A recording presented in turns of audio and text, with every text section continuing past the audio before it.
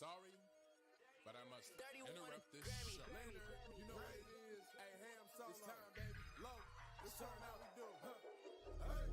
They said we hit. They said we said we on. They said we said strong. They said we said go. We say that you heard right. We say that you heard right. We say that you heard right. We say that you heard right. They said we said we hit. They said we said we on. They said we said strong. They said we said go. We say that you heard right. We say that you heard right. We say that you heard right. We say that you heard. Man, I swear that it's imminent. I've been going so hard on my penmanship. About to go in and buy me a whip.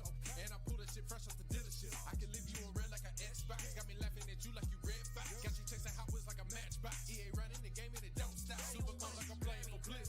Got you all in my sights like Red Dead Redemption. Never gonna slip on my pimpin'. Better get out my way, bitch, I'm on a mission. Really ain't no competition. I'm steady grilling opposition. I'm get up and ready to win. They can play it how they play, but fuck what you say. I'm getting this money today. Last of us like a dying breed. Down the ride like a noble steed. Fatality moves, I make it bleed. That's on any game, that's on any screen. Shut up and give me your money. They said we so lit. Even if I take an L, we coming back just to show that we don't quit. They said we hit. They said we on. They said we said strong. They said we said go. Greetings and salutations, ladies and gentlemen. Welcome to yet another episode of Bullsitting on TSWS Gaming. I'm your host, Loke7. Joining me today is the lovely Nintendo God, Cozy Beluga, Mr. Behind Them Sticks, Ham Solo, the man that likes games more than anyone on the planet, Mr. Matt Likes Games, and our special guest, one of the best voice actors on the planet, Silent Cypher. Welcome. Now you're just being too sweet. now I gotta get you a better Christmas present, don't I? When you said Nintendo Goddess, I thought you were about to make a comment to me, given as you know my affinity for Nintendo. But it makes sense that we will get to that. We will get to that. And Cozy will get in your drawers, not in a good way, but she's wait, what? Huh? Whoa. Yo. Anyways, thank you. What just happened? Thank you guys for having me today. Before we partake in this week's session of Digital Savagery, tell me, Cozy, are you feeling rosy? Absolutely. Why? Please tell us in all the gory detail. I've really just had a solid week. You know, when you have a good week and a nice finish to your week, even though my weekend is going to be short, it's been a nice one. Cozy, did you get a new camera? What? Did you get a new camera? No, I cleaned it. It looks solid. It looks solid. Oh, man. Good job. Explain. You wiped it down. What? Okay. Silent Cypher. Oh, no, you're shocked at that. Leave me alone, right? It's kind of hot in Texas today, so just let me lower the temperature a bit. Looks delirious. Always hot in Texas. Anyway, no, it's not. It's not always hot. Yeah, in Texas. because hell sometimes is hot. It's windy. Sometimes, hey, stop it! No Texas slander on this show. All right. All right. So now we know Cozy is feeling rosy. We now have permission to carry on with the show. Silent Cypher, we're not going to do the questions that we usually do for the guests because you've been on here before. You were a recurring member, so I'll just ask you, what have you been playing this past week? Right. So I have been playing quite a bit of Alan Wake 2 still. Really enjoying my time with that. It's definitely my game of the year, I would say. So much going on in that game. And it's been a lot of fun to dive into. I had a lot of fun with that. I've been playing some Call of Duty, Modern Warfare 3, playing some multiplayer on that. That was really good. I finally got to play some zombies on it, which has been, that's good. It's intense, but I like it. Besides that, I played a little bit of Slay the Spire. I don't know if you guys have ever picked that one up. Yeah. Cozy recommended it. It's a turn-based game, right? Yeah, card-based, turn-based. Sort of endless or something. So good. It's been on Game Pass, I think, for like 2 years, and it's great. But man, that game is abusive. Like It is very hard. I've won a couple times over the months, if not year or whatever that I've been playing that dang game. It's hard, but I love it.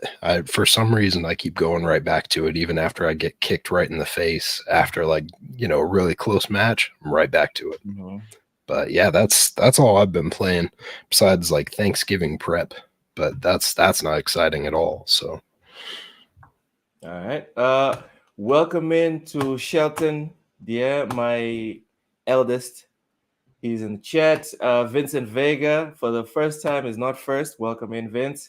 Blind Giant, Lady Foxfire, Drawn TJ says hi, my little pony Texan Loke. Rachy, my brother in Kojima, Mr. Joanna Duck. Thank you so much for coming through. G Maybe says now the whole Metal Gear fan base is here. We're always here, guys. We're not going anywhere. Jacob Novik, welcome in. If I missed anyone, sorry. Blind, mahalo, welcome in. All right. That's what to welcome the chat. Cozy, what you been playing this past week? You only told us you had a good week, but you didn't tell us what you've been playing. I've been just digging back into Starfield and doing some Grounded. Is the campaign good? For what? For Grounded. Didn't they release a campaign finally? What? They've been released the campaign.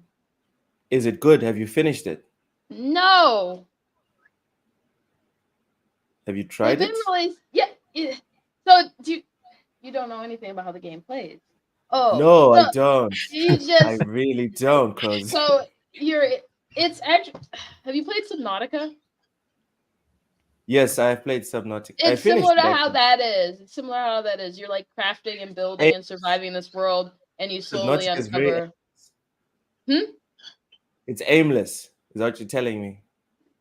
It's not aimless. You're trying to get big again. I had to look up like 1 or 2 guys to finish Subnautica. I'm just being honest.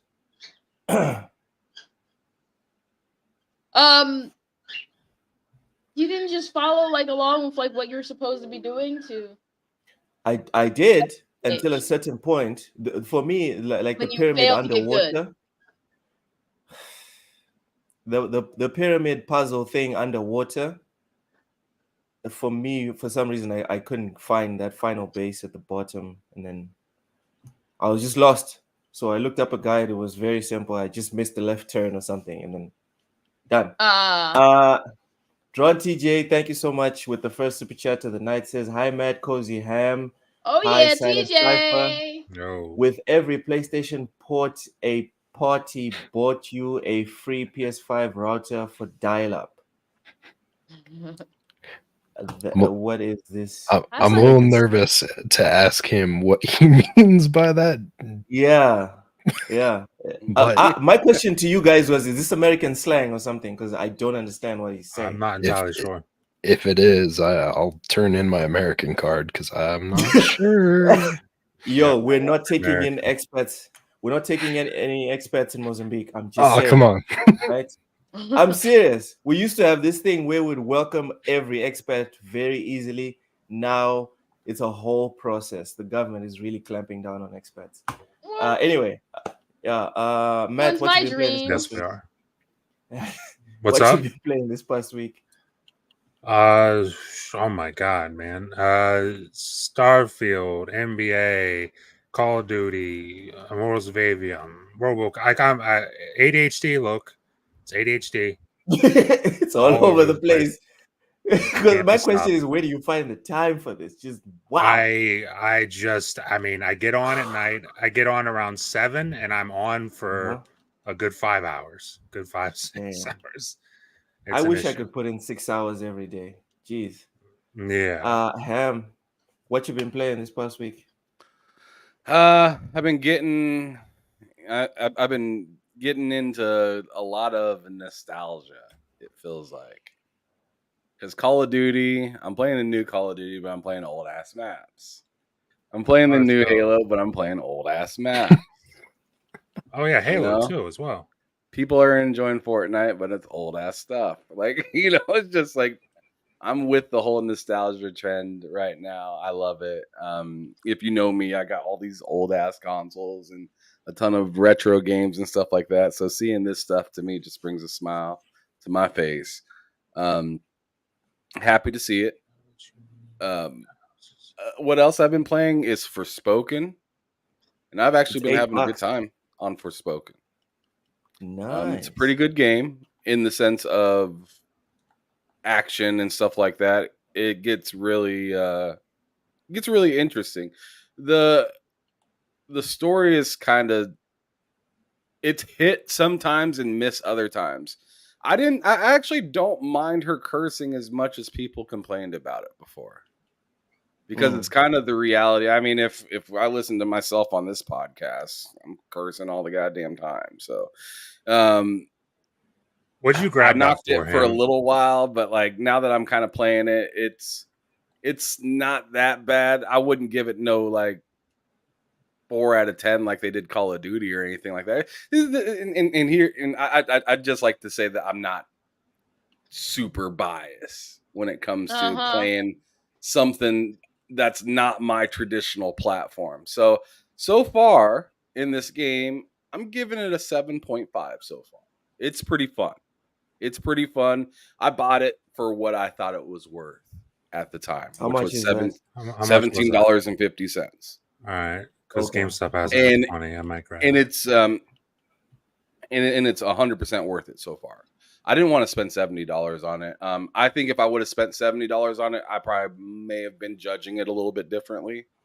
And I think that's a big problem with a lot of us within gaming, is we look at the price of something and then call it what it is, but then forget that discounts come around and you can finally get it for what you think it's worth for and enjoy it for that, instead of just bashing it for its entire lifetime. I mean, you'll never hear me bashing games that cost over a certain amount. I'm just gonna wait or never play them. Right. So I mean, I think that's a good way to go about it. But yeah, that's about it for me, bro. All right. Well, I have some pushback, but we ain't got the time for all of that. I did do something really interesting that I feel the need to announce. Okay.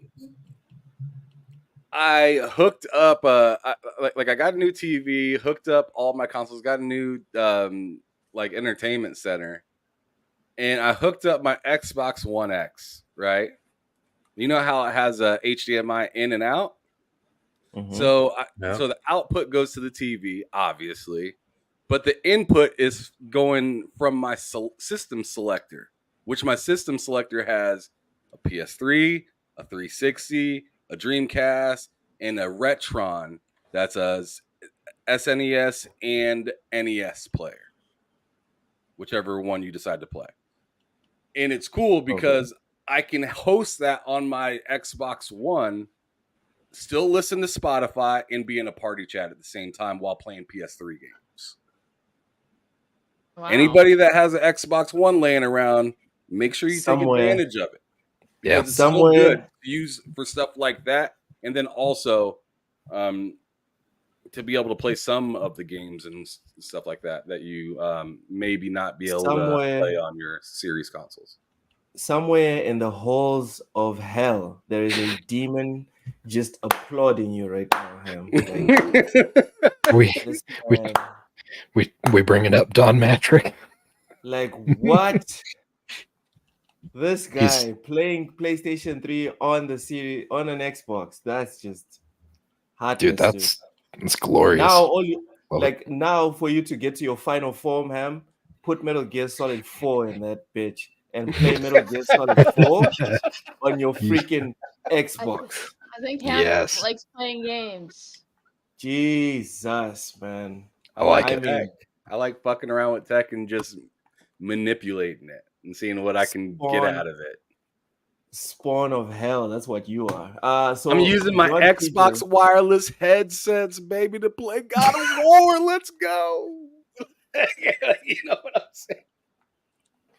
The worst part is I know what you're saying. That's the worst part. And I have wished for it, Ham. Like what you're saying, I have wished for it. Being able to play old PlayStation games on a controller that doesn't hurt my Well, I'm big. not playing it on an Xbox controller. I'm still playing it on a Oh, PlayStation controller. I'm just having it show up through the Xbox. dude, we need to figure out how to make it playable with an Xbox Somebody controller. said it in the chat. Essentially, I turned my Xbox into a VCR. My Xbox One. I turned it into a VCR. Okay. Okay. It, What's this? Hey, be glad that Don screwed over Xbox, or Xbox would not have bought ABK or Bethesda. That is an interesting way to look at it. Better Obsidian. That is an interesting way to look at it. You know what? This is a nice segue before we get to the actual topics. The show might go on for a little longer, but I think we should bite into this one. Cozy, Matt, Ham, Cypher. What do you guys think about the idea that if Xbox had maintained their momentum from the 360 to the One, they probably wouldn't be making all these acquisitions and would be holding steady at playing Sony's game of just nickel and diming third parties? That's a good question, Jacob. Be a lot more stagnant right now than it is. If they didn't do it if they didn't do it then, they would have done it this generation. Because it's like that's the cycle. Like you have a great generation and people love you, and then you're like, people love us. We can kind of fuck around, do whatever we want. And then you realize, oh yeah, we can't do that. And then you gotta have like a generation of getting yourself back on your feet. It happened for PS3, happened for Xbox One, and it'll probably happen again. It's kind of happening a little bit for never mind. PS5? No, I know what he's getting at. You can't run away now, sucker. We know. The thing is, I will say yes for the PS5, but then you also have people, the sales, dude, the sales go through the roof, and I'll be like, okay. Well, that is a solid point, though. I don't give a shit about sales. So I'm a customer. I don't give a shit about what they're selling. I'm a customer. They're not selling me anything good. Yeah, I mean, he has a point, look, because it's the equivalent to saying to being like, man, that person's show isn't that great, and they're like, look at the subscriber count, right? Okay, it doesn't mean his content's getting better. Exactly. Yeah. Reminds me of the whole Young Year thing. I used to like Young Year's videos, and then like 5 or 6 years ago, one day I fell asleep watching one of his videos, and I was just like, this is just not worth it. Only one day? To find something else. One day. No, only no, one? it happened once. Like he was entertaining for like weeks, right? Or months that I was subscribed, and then one of the days he made me fall asleep, and I was like, screw it, I'm gonna unsubscribe, and I moved on. But hey, he's still got like 1 million people still subscribed, so he's doing something right. All right, let's get into the topics for today. Oh yeah. First off, game of the year, guys. We all saw the announcements. We're going to start off with just like the general. What is your guys' overall feelings towards the Game Awards as a showcase? Is this joke?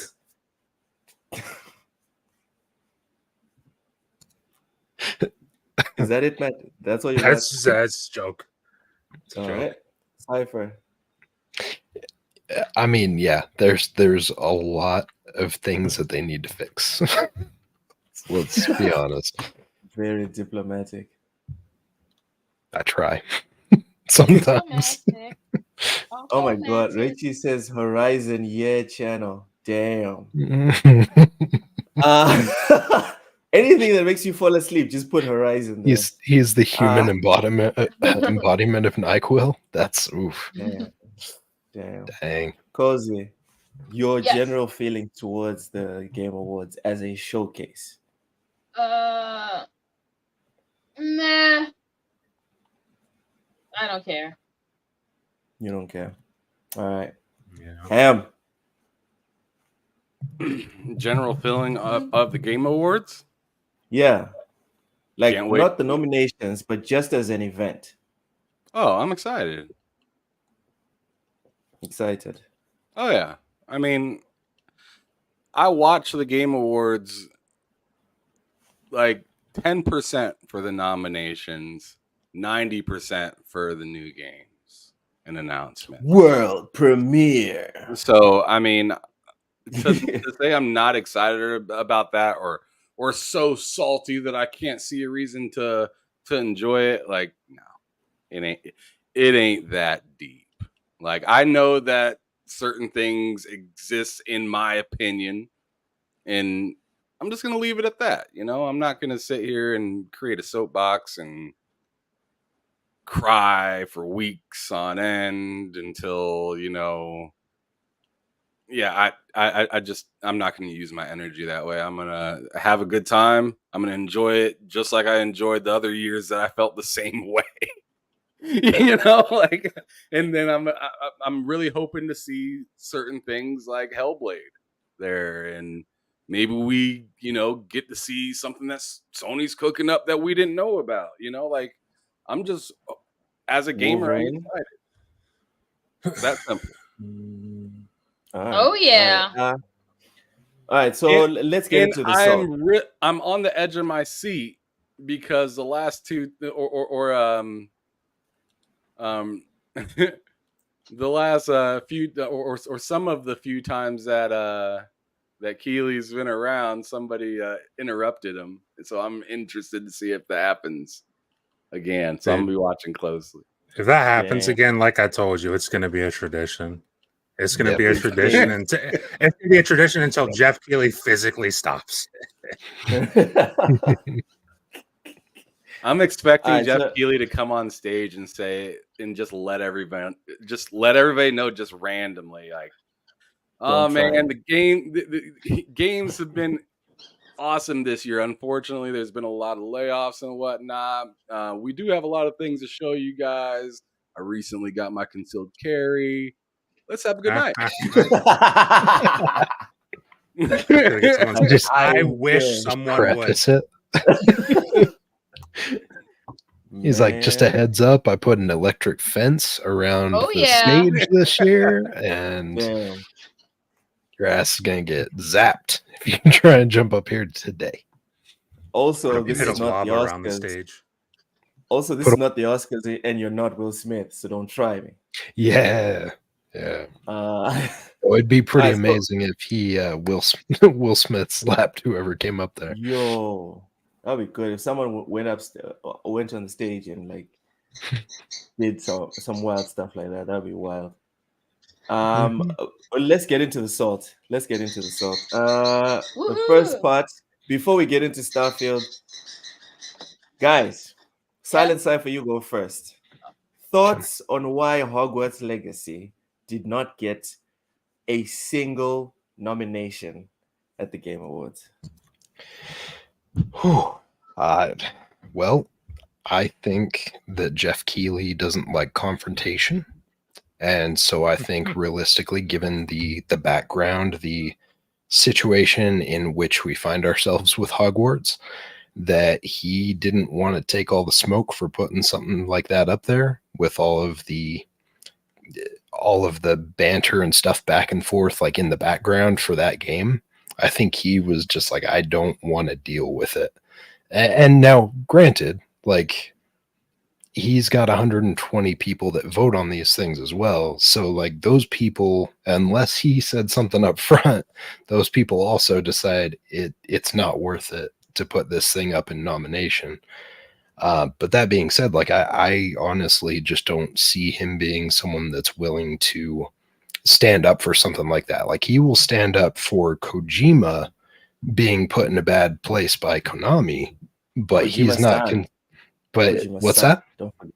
He always says Kojima-san. He doesn't say Kojima-san. Yes. You know, like, he'll stand up for him, but I don't see him having the stones to get up there on that stage and be like, this is the situation. It's wrong, how people are treating the devs over this situation, stuff like that. I just don't see it. And realistically, like I think, I don't know about you guys, but I think my stance with it really is just like, don't punish the devs in a situation like that. Like that person that made that decision, that person that the IP is from, that's her opinion. Just because that person has that opinion doesn't mean you punish the rest of the folks that are making a game over the IP. They don't have the same thought and the same stance as she does. Like that's unfair to them to punish them because she's got a bad take or she's got a really messed up stance on life. Like that's the way I see it. Is like those people made a great game. I really enjoy it. But I think honestly, just with all of the controversy around it right now, I think that's why we didn't see it, sadly. All right. Matt, why do you not see Hogwarts Legacy get one nomination? Never mind Game of the Year. Because of J.K. Rowling. It's literally because of J.K. Rowling, and it's because of what Silent Cypher said. Jeff Keighley, the Game Awards is all about usually positivity in gaming. Usually, that's the thing he's trying to give off, and having Hogwarts there, whether we like that game or not, it draws a lot of negativity because as good as the game is, as hard as the devs worked on it, anytime anyone ever talks about it, all you're going to hear is, oh, well, did you hear what J.K. Rowling said about it? It's like, dude, has nothing to do with the developers who made the game, who spent years and years of time working on that game. Has nothing to do with them. But it's just unfortunate that if that game is there in any facet, that's what comes up. And Jeff Keighley, it sucks, but he doesn't want to deal with it. And I mean, from a business standpoint, I get it, but it's not fair. It just isn't fair to the developers. Cozy Beluga, do you agree with Matt and Silent Cypher on why Hogwarts Legacy was not nominated for anything at the Game Awards? Oh yeah, I mean, yeah, makes sense. I mean, I don't really have much to say because I don't really take the Game Awards with any stuff. Well, like, I don't need people to tell me. Live streaming it, and you are live watching it with us. That's going to be fun. So Cozy, let's take the video game awards out of the picture, right? What's your stance? Like, do you think it's fair to that dev team the fact that they're getting punished? They aren't getting have gotten punished for people tried it. They didn't get punished. People tried it, and everyone was like, "I don't care. I'm playing this game." The game sold well. It'll probably still sell. It's not a game that'll probably have to even lower prices on because people will continue to buy it. Like, I know so many people who weren't even gamers that just were like, "Yeah, I'm gonna buy that game." Fair. All right, Hamothy, we did touch on this a bit on Tuesday. Sorry. Would you like to add anything on this subject? Yeah, I mean, I mean, if you see Jeff Keighley with this, I mean, think about it. I mean, as I just got done talking about earlier, he already had to deal with old boys talking about Rabbi Bill Clinton. Damn. That was for nothing. The GTA 6 guy, that was for nothing. Do you really want to give him something? Yeah, that's a good point. That's all I'm saying is, do you really want to give him something? Because I think it's a load of crap that Hogwarts isn't there personally. I think it's a load of crap. It's stupid. It's unfair. We all know why J.K. Rowling has a big mouth. Didn't give a damn about anybody but herself with this whole process, because if she would have just kept her mouth shut, this game could possibly be up there, if not be a possible winner, right? But of course, you know, I'll still make money. I'll say whatever I want. I don't care who suffers. that's exactly what just happened. And Keely's like, ain't nobody throwing no blood at me at my game awards. No, Someone's gonna come sir. up on stage and like throw some paint on him or something like that. He is like, yo, I am not dealing with this. I'm not touching it. So I get it in that sense, but at the same time, it's just kind of I also see the point as to where it seems very cowardly to not do it. But it's just kind of, I mean, I was talking to Paris last night on Behind Them Sticks. I mean, it's kind of Plug. Paris Lily, not just Paris. Yeah, I was talking to him on the show last night, and it's just the fact of the matter of where we are. It's not what you like, it's what it is. So, I mean, we could sit here and have a 10-hour show until we're blue in the face talking about how angry it makes us. But it doesn't matter. It literally doesn't matter. That's why, I mean, I'm salty about Starfield. I'm salty about we are going to get into that. About Hogwarts. You know, I don't quite understand why remakes are being given the same. You know, we already knew it's a great game. It was either going to be great again or you're going to fuck it up.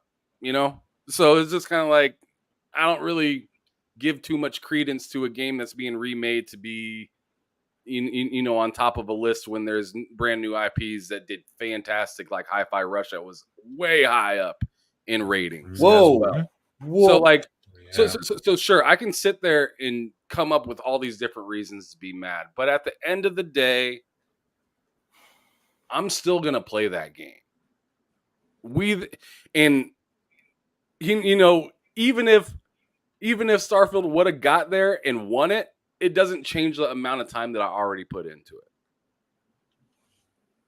So all I'm really saying is a lot of people are getting a little too caught up in some of this stuff, and it's honestly affecting the way we treat each other, and I think that's tragic. Yeah. Everything that happens will affect how we treat each other. I don't think it's tragic at all. I just think it informs where we are as a society. My quick take on this one, Ham, this for me is forever my smoking gun. I don't ever want to hear anyone say that I'm just talking out of my ass when I say games get rated over their woke points. It is a real thing because like we agreed on Tuesday, and clearly Silent Cypher and Matt also agree on this one. If it makes sense to say it's that a game cannot qualify because of political reasons, then the equation must work backwards as well. There are games that are there specifically because of political reasons. It's that simple. You can't have that might upset people. Yeah, it might that will upset people, but it's the truth. There's games, especially the Game of the Year nominations. There's two that, in my opinion, they're there specifically for political reasons. What are they? That's a conspiracy theory. That's some bullshit. No, what's your evidence, bro? If Hogwarts Legacy doesn't qualify because of conspiracy theories, then there's games that are there because of political conspiracy theories. That is all. Wait, what's there because of it? Spider-Man. Okay, that's an interesting take. Yeah, you said plural though. What else is there? Yeah, for that. I can't think of another one. The Spider-Man. No, he was just saying Spider-Man and Hogwarts not being there. Oh, okay, okay. Plural. I thought maybe he was keeping an ace up his sleeve for later on in the conversation. I agree. I'm really interested to hear your take on as to why you think Spider-Man is there for political reasons. Yeah, because I'm not Miles sure Morales. buy. Miles Morales. What But about why? I don't understand that. Miles Morales. The same way. You admitted the Miles same Morales way. was already who Miles Morales was No, before.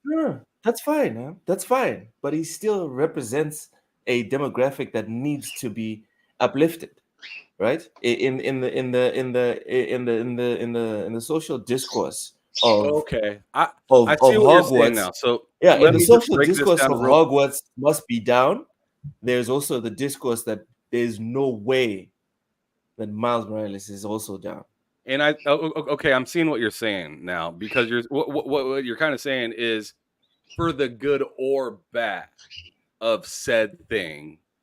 Yeah. Either you view it as a good thing, so like we may look at this and say, "Oh, it's good that they're including this," but you're saying that is still what it is. Yeah, like I'm not even putting my personal emotions into it.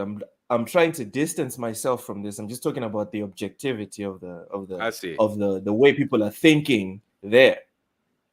And it's that simple. It's unfortunate, but that's the way they think, and they can deny it. But when you look at what they present for nominees on a consistent basis, it's kind of like, I don't know. It seems like you guys have a pattern. You clearly have a certain philosophy that you're going for here. You guys are not selecting of, oh, these are the best games, just games. These are the best games that also have the best messages. Do you understand? Can I refute that with I think I mean I see your point, but I do think that that Spider-Man is I'm there. not talking just about this year. I'm no, not I just know, talking about this year. I know. But for for Spider-Man, I think Spider-Man's there. This is a whole other conspiracy because it's PlayStation's game this year. Sorry. And you're not going to put you're not going to put Final Fantasy there because Final Fantasy doesn't belong there. So you put Spider-Man there. You think it's because it's PlayStation's game? Yeah. Oh God! Well, I don't even think that's. I don't even think that's crazy to suggest.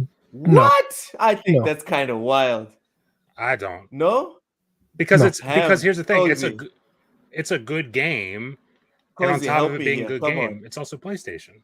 I mean, I'll go ahead. You go first, Cozy, because I do want to speak on this, but go ahead. I mean, for me, it's just like a weird That's space a hot because one. you guys are talking about a bunch of games that I have no interest in and don't care about. That's fair point. So yeah, that's why you're with me, Cozy, because Spider-Man is just. I don't care. Okay. I'm never gonna play Spider-Man. I'm never going. Okay. There's nothing about it that looks interesting to me. For me, game of the year, again, Ham, to reiterate what we spoke about on Tuesday, game of the year is game of the year, bro. It can't be, oh, this is nice. There's a lot of nice. Game of the year should be the best of the fucking best. Spider-Man's not that. It's good. That's it. Exactly. Okay. It's good, and it's made by PlayStation. Oh, God. Ham, go ahead on this conspiracy theory. I mean, now I regret having my own conspiracy theory because now I'm trying to shoot down yours and I sound like a hypocrite. Go ahead. Go ahead. Where I'm at on it is it being on PlayStation doesn't hurt it, but I'm not sure that it exactly like gives it this proverbial nitrous. Where I think the nitrous really comes from is just the cachet that is Spider-Man. Yeah, the brand, too. Not the game itself. That's huge too. And I think it's just like, oh, well, it's a Spider-Man game and it's taken care of well by who we've all said take care of Spider-Man well, Insomniac. Okay, so if then counter question to that, if let's say hypothetical situation, probably not going to happen, but Xbox has a Batman game and PlayStation has a Spider-Man game. They're both great games. Neither of them is like, oh, this is the best game ever, but they're both great games. And at the end of the year, who do you think gets in? Who do you think gets in? So we're now segueing into the Xbox text. The tag. This was the segue I wanted to get into, but we're already here. So thank you so much, man. And see, I did kind of answer that already, Matt. You said, yeah. You asked about. when you said what you said, I said it's on PlayStation and it doesn't hurt it. I'm not sure if it particularly helps it, but then if you think about Xbox, sometimes I think just saying that it's only on Xbox kind of hurts it. Kind of like it did for what is it called? Tomb Raider. No, yeah, definitely. They got all sorts of grief for that. I'm not saying that.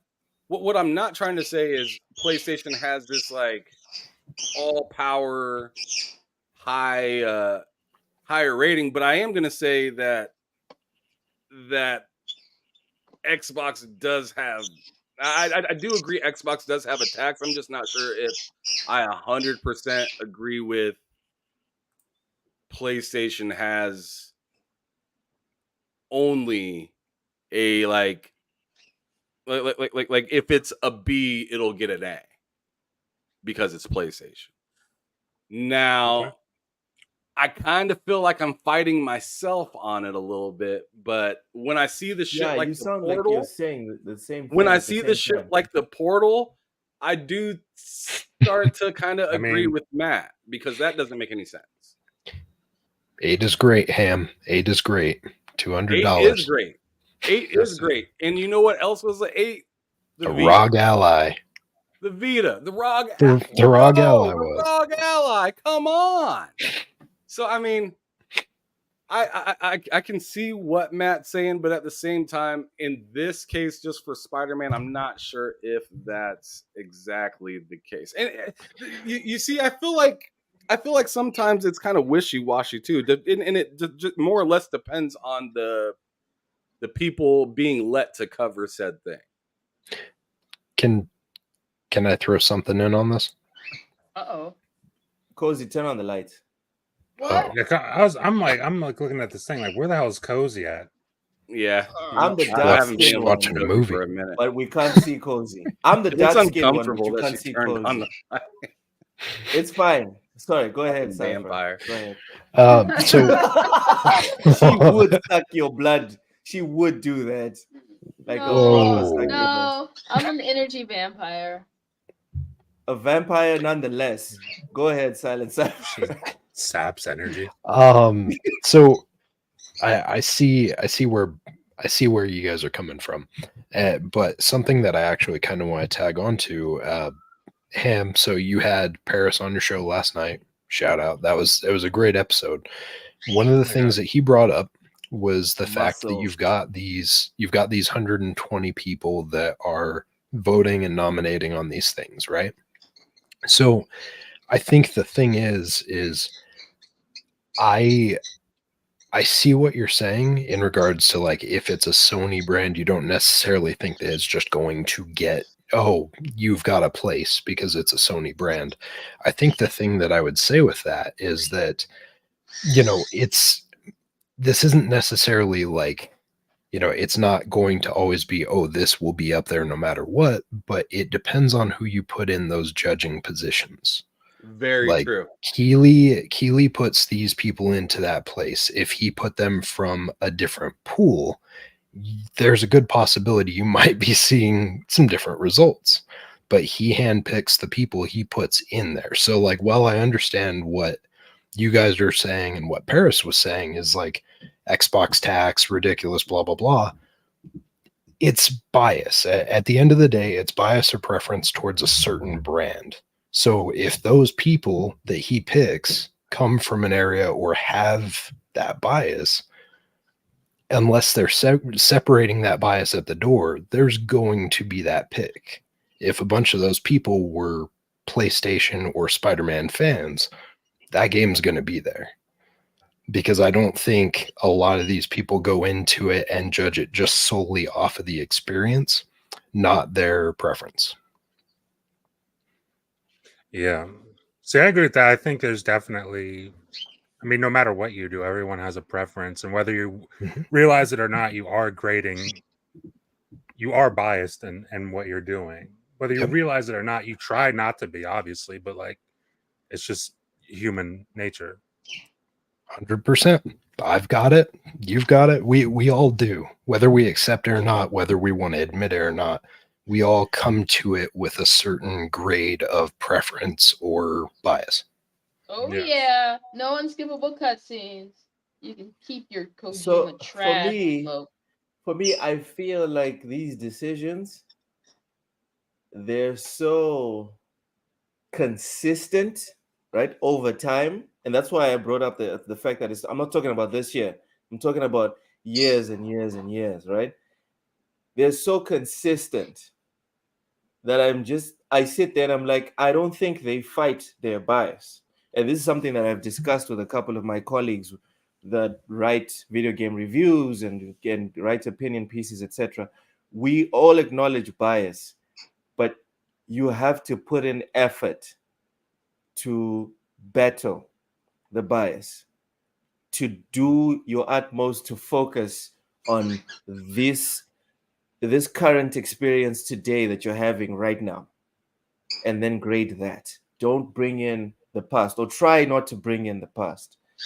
It feels to me, because of the way they've been so consistent with always rewarding these exact same type, like archetypes, that they're comfortable with their bias. They probably embrace said bias, and that's Well, what makes me uncomfortable. but I also think like like you guys, I've seen this industry grow over the last few decades, and Jeff Keighley has always been Jeff Keighley. He is going to do something the way that Jeff Keighley does things. He has relationships with certain people, and I'm sure just like if you guys were picking your all-star like dodgeball team in elementary school, right? Like you're like, oh, well, I know that person, I know that person, I know this one, so I'm going to bring them in. Maybe he doesn't necessarily reach out to other people outside of his preference because, again, like it's his comfort zone. It's people he's worked with over and over for years. So, I mean, it makes sense that there's going to be this type of bias. That's why I say when we saw like Starfield not on that Game of the Year list, it doesn't surprise me at all because it's literally like Jeff Keighley's going to telegraph how he picks people, and those people, if they're the same ones from past years, they're going to rate and review the same as they have because they also have a preference. Cozy, you had some hot takes before I cut you off in the pre-show about Starfield not being the Game of the Year contender. Hey, welcome in your Danny. He says he's listening from work. Sorry, go ahead, Cozy. Not a hot take. It's a decent game, but it caters to a particular audience. I also think, honestly, as a huge fan of space and sci-fi, most gamers aren't really into that, either of those. That's very niche. You think Starfield is niche? No, I think it's not. I mean, relatively speaking, yes. And space itself is not a very widely loved genre. Space games are niche. Bethesda games are not niche. Yes. So I have to disagree because I had, like I told you guys several times, I had my freaking boss that his kids play games. He hasn't played games since like 2006 or something. And he was like, I'm looking for this Starfield thing on the PlayStation and it's not showing up at the marketplace. What am I doing wrong? Because it's a Bethesda game. Yeah, because it's a Bethesda game. If someone else made that game in any other way, it would be niche. Not that it wouldn't be good, but because it's Bethesda, it has a certain cachet. It's like, dude, they only release a game like once every generation. So it's not niche. It isn't.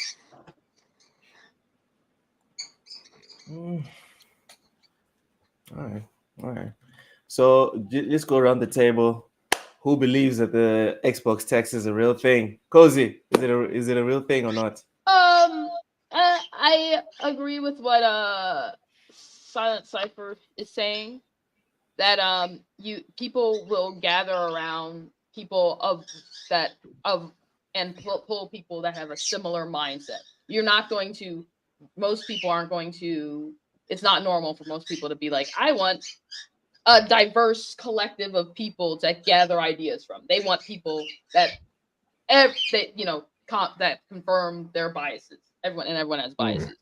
So it's not that there's necessarily a tax. It's just that you pick people that already confirm your biases.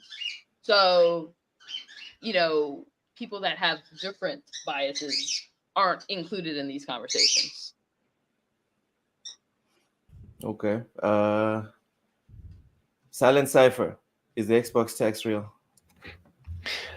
So this is the same kind of thing that I kind of leaned into, but the thing is, right, is like Xbox tax is bias, is personal bias. Yeah. It's not like, I feel like Xbox tax triggered people in a way, one way or another, and it's just one of those things where it's sticking and it's the buzzword. But the thing is it comes down to the end of the day, it's bias or preference. And so, like, yes, I do think that those things exist in the industry. We've seen it for decades. We've seen it for decades with the same folks. Doesn't surprise me it's there. But again, I hope in situations like this, and maybe this is just me hoping for more than what these people can deliver, but my hope would be that they'd be able to set their bias at the door if they're going to go into a position like this and judge games accordingly against other items, like other games. Again, I think that's probably just hoping for too much, like wish in one hand. But yeah, I mean, it exists, but I mean, it exists all over the place. Like, it exists in the Sony side of things. It exists in PC side. Like, it's everywhere. It's just most people don't want to accept it and acknowledge that that's the case. But because Xbox tax is a buzzword that triggered a lot of people, I feel like it's getting a lot of extra traffic over the last little bit. Mr. It's catchy, Dark, let's be honest. Yeah, it is. Mr. Dark in the chat actually popped out. He said, Nintendo tax is real with Silent Cipher. Yes, I have a bias against Nintendo over the last couple decades. I've been clear on that. I prefer Nintendo of 80s and 90s because I feel like they've become creatively bankrupt. And whether you like that opinion or not, sucks. It's if my Nintendo opinion. You can have a different bankrupt. What is PlayStation? Financially I feel bankrupt. Like Nintendo. Too. Oh, no low blows. Come on, jeez, Don't ask the question if you don't want me to give you the answer. Mr. Jordan Duck, you were not messing around. This guy, just vicious. I'll call it no matter what side makes the move. Like, if it's a dumb move, I'll call it out. I have no allegiance one way or another. I have preference, but I don't care one way or another. I'll play the games wherever I like to play the games. Oh yeah. Xbox. Right. Matt, is the Xbox tax real? Much like Cypher said, it's bias, and I think it's kind of the natural thing, because I mean, PlayStation has been kind of like, even when they haven't really been the leader, like in terms of mind share, like the 360 era, they were still technically the leader. So it was like, even when they're down, they're kind of not down. So it's like, they're the most popular thing. It's natural for there to be bias in media and games media towards it. Just the way it is, unfortunately. I don't think it's like a huge conspiracy. I just think it's, it's people's bias, and they don't really hide it as well as they should sometimes. Xbox tax sounds sexier than bias. Let's just be honest. That's why it took off. But that's how you sell ideas, Cypher. The whole history of propaganda. You market it. Is you don't come out there with your 10-minute spiel. Nope. Find 3 words or 5 words max, and then just condense your whole argument and make it catchy. That's the whole history of propaganda. So Yep. It's politics in a nutshell. Remember surprise mechanics? Remember those? Surprise mechanics, ray tracing. Yeah. Hamothy, Cozy says the Yes. text is real. Matt says the text is real. Cypher says everyone has the text. It's not just Xbox. Ham, do you think the Xbox text is real? I agree a little bit with what Silent said, but I'm gonna take it. I'm gonna be a little bit more broad with this because I feel like just the phrase Xbox tax is a misrepresentation. I want you to remember a saying that we coined here that you always say. Past results. Say it, Loke. Say it. Oh yeah. Uh-oh. Say it. Past results inform future performance. Okay. So with that being said, I'm going to tell everybody that's ever said Xbox tax that they misrepresented it. You know what it really is, Loke? What is it? It's Microsoft tax, not Xbox tax. Look at Microsoft as a company since they've been around. They've been taxed. They've been hated. Look what created Apple. The Microsoft hate. You see where I'm going?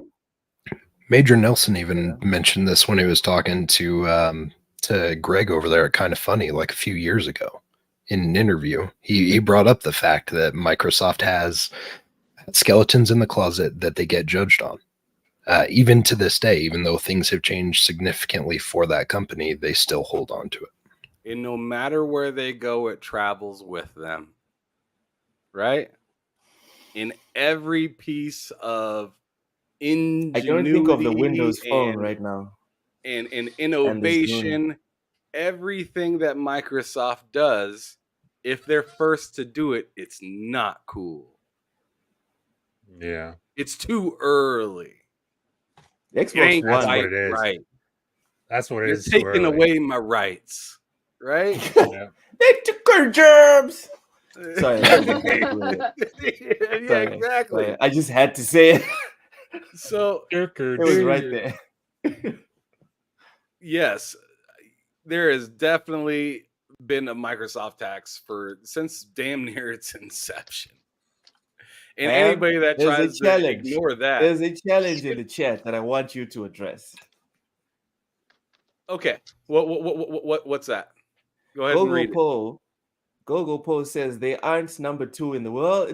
It fluctuates between number 1 and number 2. It depends how many billions they make or lose in a week. But anyway, they aren't number 2 in the world for nothing. You guys need to stop thinking from console bubble view. But it's a game. There's been people trying to fight Microsoft. I mean, it's just the way it is, right? It's competition. We're not thinking about it from a console bubble. We're not viewing it from a console bubble view. We're viewing it from business. If I just did anything in this conversation, I took it out of the bubble, literally, and actually broadened it and shown you that, hey, it's not just this area that they have a hard time with. It's other areas as well. Sure, they lead in some areas. Sure. They do lead in some areas, just like in gaming. They lead in some areas in gaming. They are getting dog walked in other areas in gaming. That's why they still find the need to be willing. If they were getting dog walked in every area in gaming, they would not continue to do it. But they see the light in some areas, and they've grown from dark areas. Right? And they drove right into the darkness with some areas. Right into the darkness. That whole needing the connect with the Xbox One, that's driving directly into the darkness off of a cliff. That was bad. That was very... But what I'm just trying to say is, sure, there is a tax with certain businesses in certain areas. There just is.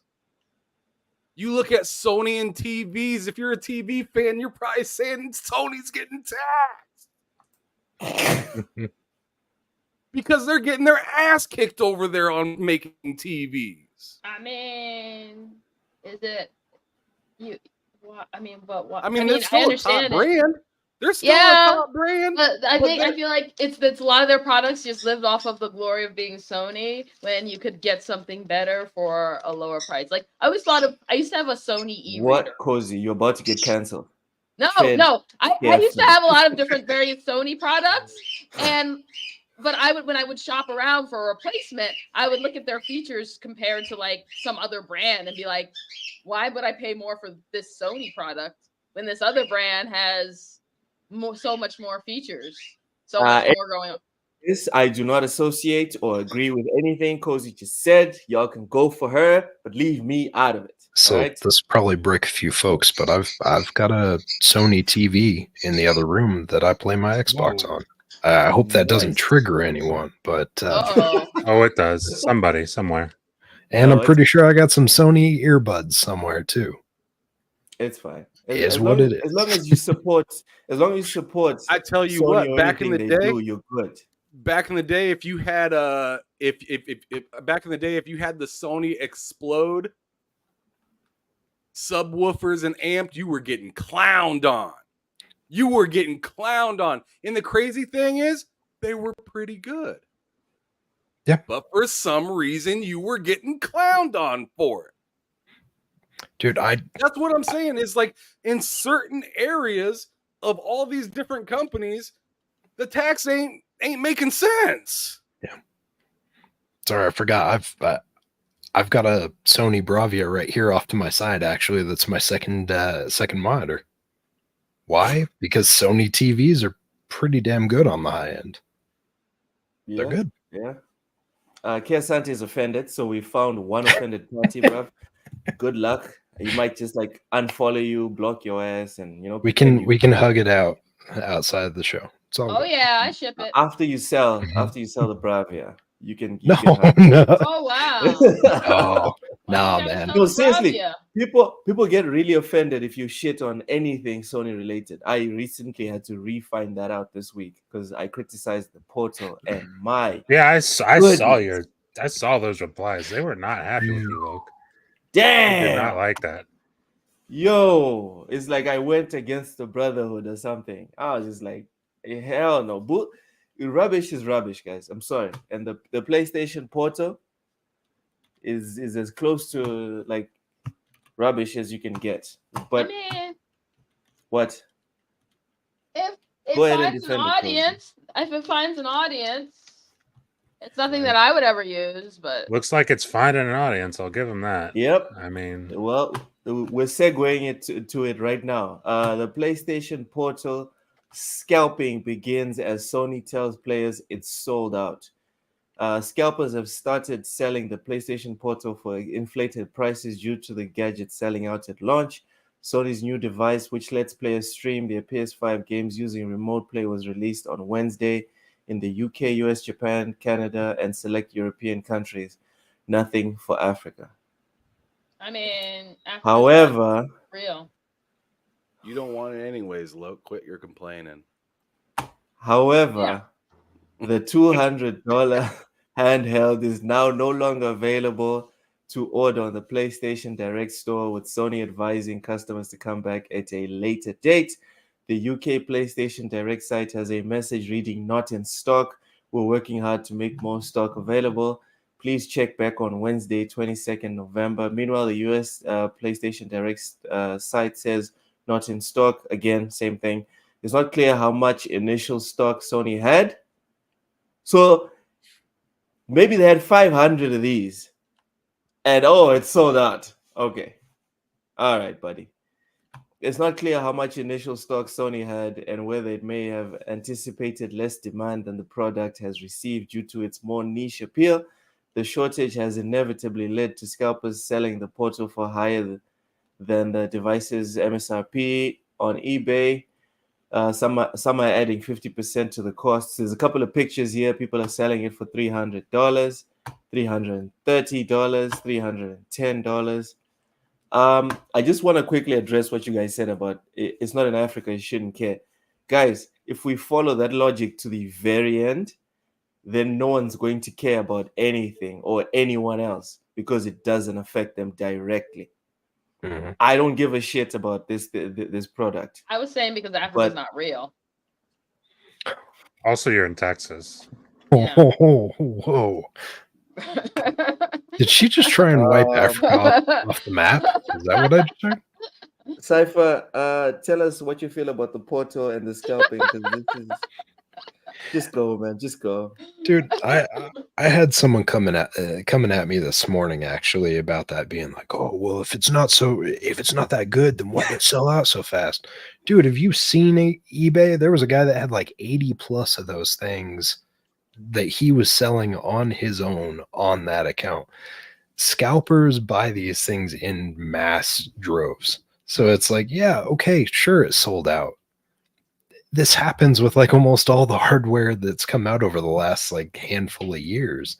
It was just like with those NES classics and the SNES classics and stuff. Like you could not get those things unless you sat out in a line for days when they first came out, because people were like, oh, I'm going to make some money off of this. Like it didn't mean it sold super well to people who are going to use it. It just means a bunch of scalpers probably bought most of it. Like whatever, it's but $200 for that thing, that is quite a grift. I don't know. I ain't gonna say Sony TVs are damn. Drawn TJ with $2 super chat saying Sony TVs are garbage. LG OLED is better. No, I'm not gonna say Sony TVs are garbage. Mine's an LG. They're overpriced in my opinion. I think they're overpriced. I do think. That's one area where I've like. They can be. They can be for sure. This Bravia that I have up here, like I remember when these first came out, they were sitting somewhere between like 2,600 to like $4,000 for those stupid things. And I ended up getting this one passed down just from family. One of my wife's uncles passed away and he had one. So I was like, yeah, we'll take it. Why not? But as far as Sony TVs being overpriced at this point, they're actually pretty competitive. Like I got my 65-inch out there that's what I think it was 900.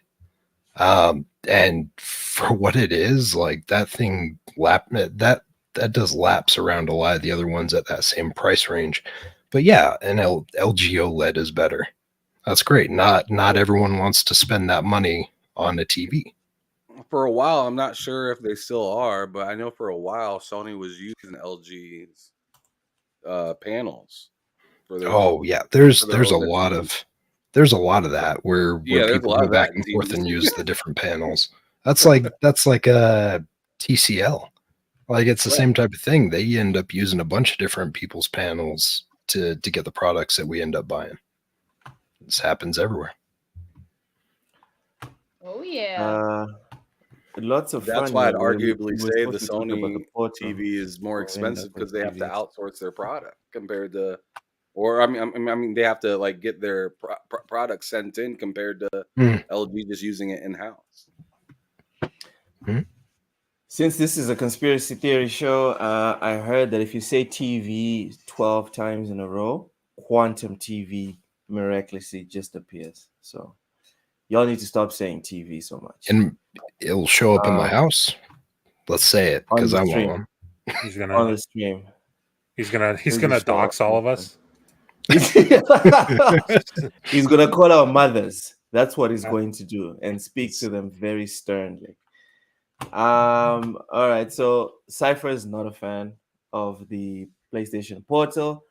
Ham Solo, thoughts on the PlayStation Portal being scalped and out of stock? This is the most wanted thing on the planet. People want it more than they want oxygen. Go ahead. And according to, if you guys agree with me, go on ahead and hit that like button, please. I'd appreciate it. His head's already big. Don't. How can we go into the negatives? But yeah, I do. I tell you what, this thing is clearly almost as good as the PSP, right? Or the Vita. You could argue. Let's say it is. Let's say it is. IGN gave it an 8. the Vita was only 8.7. So what? That whole 8 came from just remote play. That's pretty cool. The Vita had one of the best touchscreens ever. It did. Sad that it wasn't utilized. It had like literally one of the best. Like if you ever played, there was like this built-in game. It was like just a touch, button game, Yeah. and it was Yeah, it's a game that comes with the Vita. Yeah, and I was like, dang, and nothing ever really utilized that touchscreen in a really, really, really amazing way. But I was like, it's still one it's of like the best Astro's Playroom. Well, no, I take that back. Little Big Planet was good, but other than that, no. I'm just saying, it'd be cool if it really utilized, storage. Just in my opinion. I mean, that would local be pretty downloads. Cool. Or if it nice. utilized Bluetooth or Oh, any of the things that we've had over the modern last 10 years. But I understand. Like just a second. I'm gonna look something just quickly up.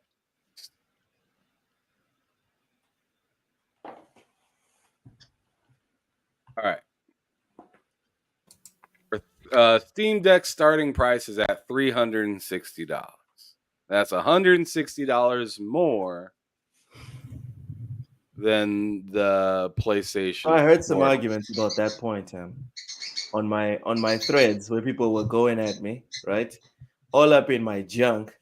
People said, okay, but you can't play your PlayStation catalog on your Steam or ROG Ally or Nintendo Switch. Yeah, but you can play all those PC. You can play just as games much. You can play just as much as you could on the portal as you can with a Steam Deck or a. You can play more on the Ally. You can play way more. Yeah. Yeah, I mean, that argument doesn't hold any water. Thank you for saying it. Because if I say it, then it sounds like I'm just being salty. All it takes is a YouTube video for anybody that has any sort of will to want to do that.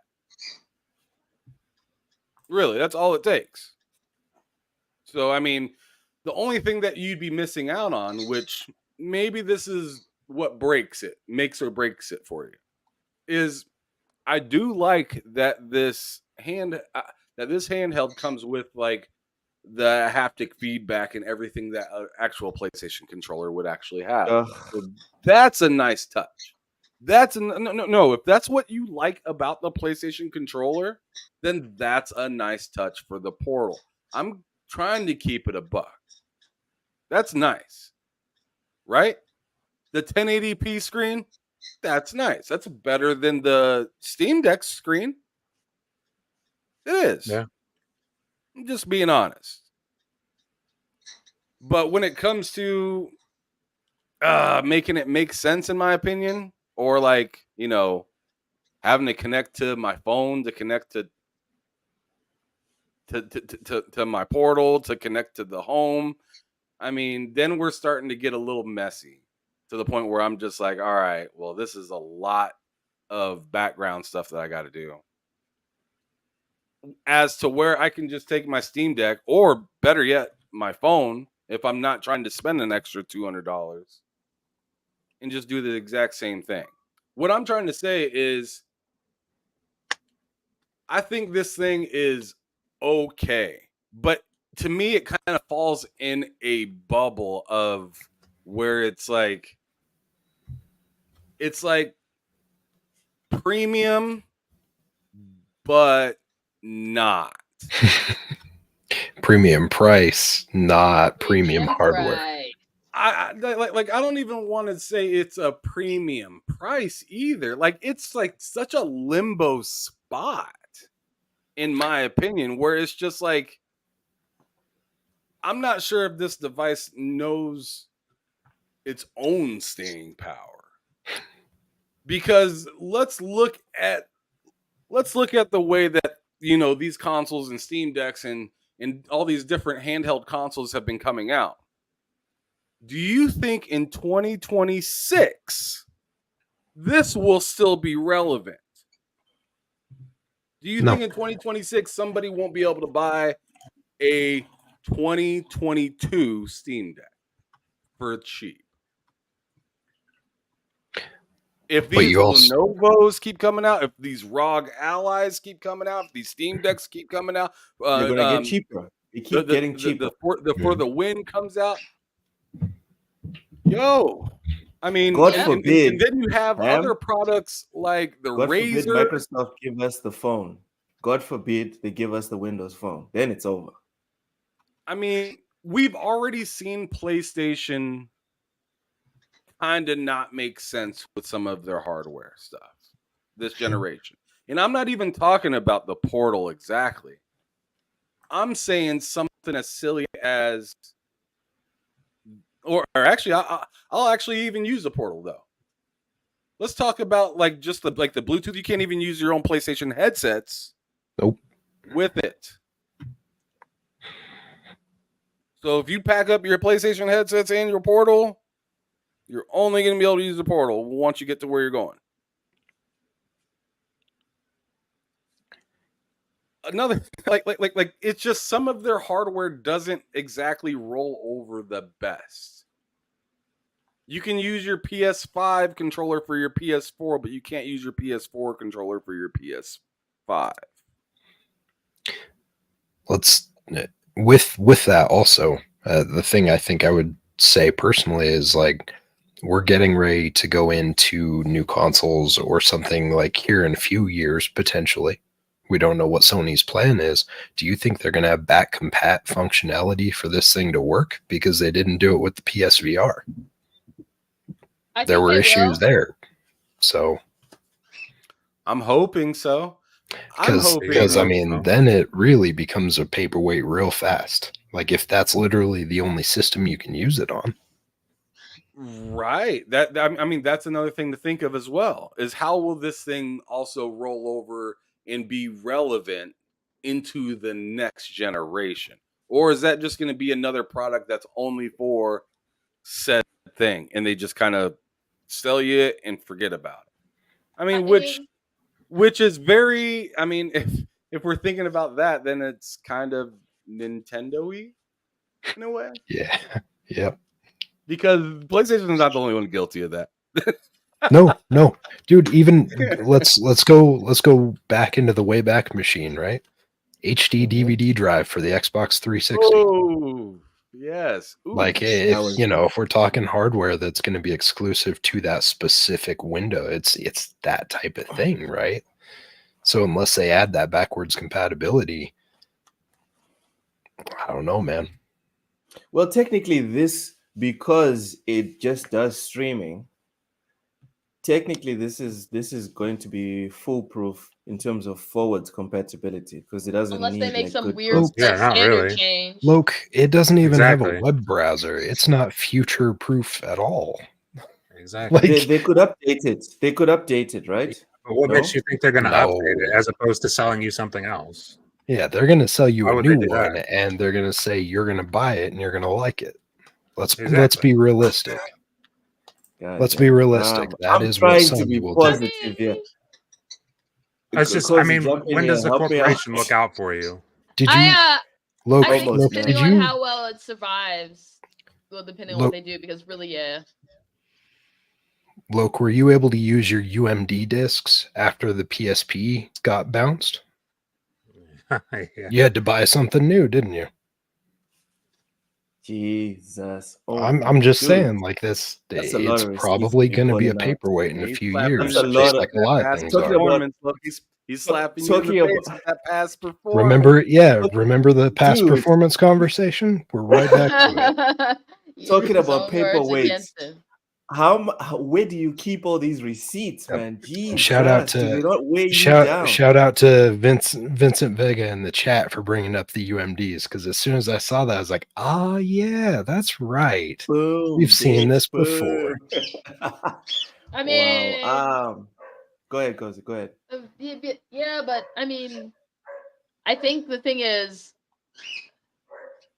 I don't see, unless like they literally, I mean, they could very well prevent a way to make this pair with your PlayStation 4 streaming, But that seems more likely. It seems more likely that they'll just forget it exists and then like, whoops, we Sell didn't do you another one. anything for this. Here's a as better opposed version. to go. No, I don't think a better version. I think just forgetting it even exists. Damn, you Yes, don't think we they'll can make talk one about that lets you how download locally? we can talk about how No. it doesn't download anything though. That's I the mean, thing. they've No, already done I'm that saying, before, and they never don't you did it guys? again. I'm assuming, right, that Mhm. they're going to add download capability for the PlayStation Portal 2 in No, 2028 to absolutely not. 2029. It would No. have. It's Because a then they got to hardware develop games for limitation. it. Then it'd have to be. Then it'd have to be suddenly going from a $300 or whatever dollar device to a like at least like a 500, 600. I would pay, Cozy, I would pay for a $500 PlayStation. If this was a PlayStation 5 portable device that lets me download games, but just significantly reduced in terms of maybe frames per second, download space and stuff. Like instead of the console that lets you download 6 big games, now you can only download like 3 big games or Like 2. you're saying like Yeah. a 1080-30 kind of. Yeah, I But would they're- pay $500 for that. Is that a But hot they're take? not gonna No. gonna pay to develop and optimize games for that. Yeah. And why not Which just is a whole nother topic. like why not just wait until it comes out to And PC in 6 months? honestly, the $500 was me being generous. It would not. Yeah, be It would it's not probably be got that. $500. Realistically, with the ROG being $699, I think it was for the higher one, $699 Yeah. or $799. Logo. If you're looking at something like that, like there's no way Sony's seeing this and being like, we're gonna cut it and drop it for $200 less just so we can compete. Like they're gonna be like, well, we're Sony, we can charge you $800. Well, if I'm gonna pay that much, I'd rather just get a ROG Ally because the PlayStation exclusives Exactly. will Yes. eventually go to PC, and then I Yep. get And then you can play them on there hundreds and instead thousands of PC games at higher quality too. Exactly, and that's why they'll never make that thing. I tried. I'm trying to be positive on this thing. Anyone else This want is to the add? most- Sorry, didn't mean to. Just to close this out because we do need to move on. But to me, this is the most beaten around the bush type of hardware that I've seen from a first party platform. Like it's like very toe dippy, very much like their subscription service is, in my opinion, very toe dippy. It's getting better, Ham. Their subscription service is getting better. It's nowhere close to Game Pass, but compared to what it was when it started, it's better. In the sense of what they are like, in the sense of what to expect from them, it's still kind of toe dippy. You just don't know. You don't know the level. The level of quality 1 month's going to be over the next. You don't know any of that kind of stuff, right? You're just kind of consistent. It's literally like going to a casino and just throwing a quarter in and just pulling the hand. Faith. You have to go with faith. But because of their past performance recently, no, guys, let's be real. Because I'm of trying what to they argue did with this, the I was just PS4. trying to close it out. But if you want to argue it, sure. Let's do another 20 minutes on this, Lo. Close it out, bro. I'm trying to be positive with the PlayStation thing, and it's difficult, right? Why not just be objective? You know, Ham, when I'm objective, people just want to come at my neck. This is a shit console. It's a shit device. It's just shit with PlayStation slapped on it. People are putting value on it because it has PlayStation on the logo. That is it. If this and you're gonna like, and that's how I can prove my point. If this was anything else, right? If this was just another product that was released as just a peripheral that does just what it does at this price, people would ignore it or shit on it. But now that it has the PlayStation logo on it, it's good. So you don't want to get this one for $420 on eBay? You don't want that. No, man. Okay. I don't. I just want to make sure.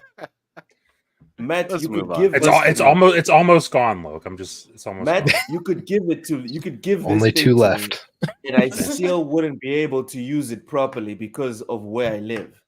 That's another factor in Oh yeah. my whole Texas argument. Wi-Fi is getting better every day. You know Every- what? Let's Yeah, move on. Yeah. Marvel Spider-Man was the best-selling game in the US last month. PS5 remained the top console. Video game analyst group Circana has released its October 2023 US video game market highlights report, and in it, the company reveals that Spider-Man 2 was the best-selling game of the month. The PS5 was the best-selling console of the month too. The Spider-Man 2 taking the top spot last month isn't surprising. It's the fastest selling PS Studios game ever and sold through 5 million copies in just 11 days. Behind Marvel Spider-Man 2 is Super Mario Bros. Wonder, Assassin's Creed Mirage. Ooh, nice. Oh yeah. And okay, so it's Assassin's Creed Mirage, Madden NFL 24, EA Sports 24, Mortal Kombat 1, UFC 5, NHL 24. Who is buying NHL games? Who is doing this? People who All like of Barbie. Canada? Sonic all- Superstars. Like All of Canada. I mean, Sonic Superstars. Hogwarts Legacy is still in the top 10. and it's It's gonna been go out up for once that months, and it's it's gonna go up. always in the top 10. Damn. Silent Cypher, what are your thoughts on Spider-Man 2 being the number one game in October and the PS5 still being the top selling console in the US? I mean, that's that's good that it sold well, from what we can tell, and the fact that the hardware continues to sell as well as it is, like that's awesome. I'll be very curious as to when we start to see the drop off, if Sony doesn't start to announce a roadmap. Like I'm really curious as to when we're going to see kind of a roadmap for these people so they understand and know why they're going to continue buying these consoles past Spider-Man. Like we have the promise, obviously, of Wolverine. That's not coming out next year. Like I know a lot of people are excited that maybe that's a possibility. I just don't see it. So I'd be very curious. Like a lot of people are buying those systems, but what are you buying them for? That's all I got with it. But good job to Spider-Man. Good job. They're buying the PS5s to play all the old Sony games. I mean, why not? Why Go ahead, not? Cozy. Go ahead, Really? Cozy. I mean, What are your thoughts on Spider-Man? here's the thing. What they're doing works until it doesn't. As long as it keeps working. Yes. Then it doesn't Yes, really I'm with matter. you. If you can get away with, that's what I always say. People act like, oh, they have to do this. Like, no, if you can get away with maximizing how much money you can get off of people, no matter With the what. least amount of work. Yes, that's what you should do. That I applaud them for that. But how long does it take before people snap out of it and realize, like, gee, I'm not really getting much here? They're buying it to play Call of Duty and FIFA. Really, let's be honest. They're buying it to play Call of Duty, the sports ball games. Speaking of which, those games are literally in the top 10. The roadmaps they're don't literally matter. in the top 10. Okay. Fortnite, Apex Legends, anything free to play, people love. Madden, it's like literally, Cozy, just to reemphasize your point, Madden, EA Sports, FC, UFC, NHL in the top 10. I'm shocked that there's no basketball here, but okay. They're not buying it to play. You don't buy a place. You buy a PlayStation not to necessarily play the Sony exclusives. You buy it because it's the console to buy to play whatever game. That is not what I've been told on the internet for the last dozen of months by a bunch of hardcore extremists. I understand, but the sales speak for themselves. Okay, well, I'm glad that you look at those sales and understand it, because a lot of people online must have gotten head trauma because they don't seem to understand that that's how it works. They're no Nintendo. Like, yes, they're no Nintendo. Nintendo still, Mario Kart still selling. 8, right? That's the one that's banging right now. Yeah. With I don't know how many sales that game has, but it has. It's up there. It is nuts. It's Ridiculous. crazy. I think, if I'm not mistaken, I think it's around 50 million. We discussed this last week. It's close to like Zelda levels, and I was just like, "What? People are buying this game?" But yeah, it's Nintendo. What can you do? Matt, Spider-Man 2 is the number one in the US. Thoughts? I mean, it's for the month of I'm not too surprised by that. It's Spider-Man. It's huge. Everyone was excited for it, and it's the most sold game. I'm not too surprised about that. Good for Sony. Good for Sony. Console sales again up, seemingly better than ever. So again, good for Sony. Very happy for Jim Ryan. On his way out. Han Yeah. Solo, Spider-Man 2, number one, PlayStation 5, number one in the US. Thoughts? I'm not surprised. I tried to tell K Mega this. I've tried to tell K Mega just to Wait, he doubted that Spider-Man would be number one? No, he's just like wouldn't quit saying, "Look at the numbers of Spider-Man. Some ain't right. Some ain't right. Some ain't right. It should be better." And I was thinking, in a sense, yeah, I guess it should They're be not better. as good as the 2018 Spider-Man, but it's still great. But like, he was like, let's wait to see those sales numbers. And I'm looking at these sales numbers, and I'm like, okay. They corrected that one when they it's- said that on opening day it sold 3 million. They corrected that one. That was cap.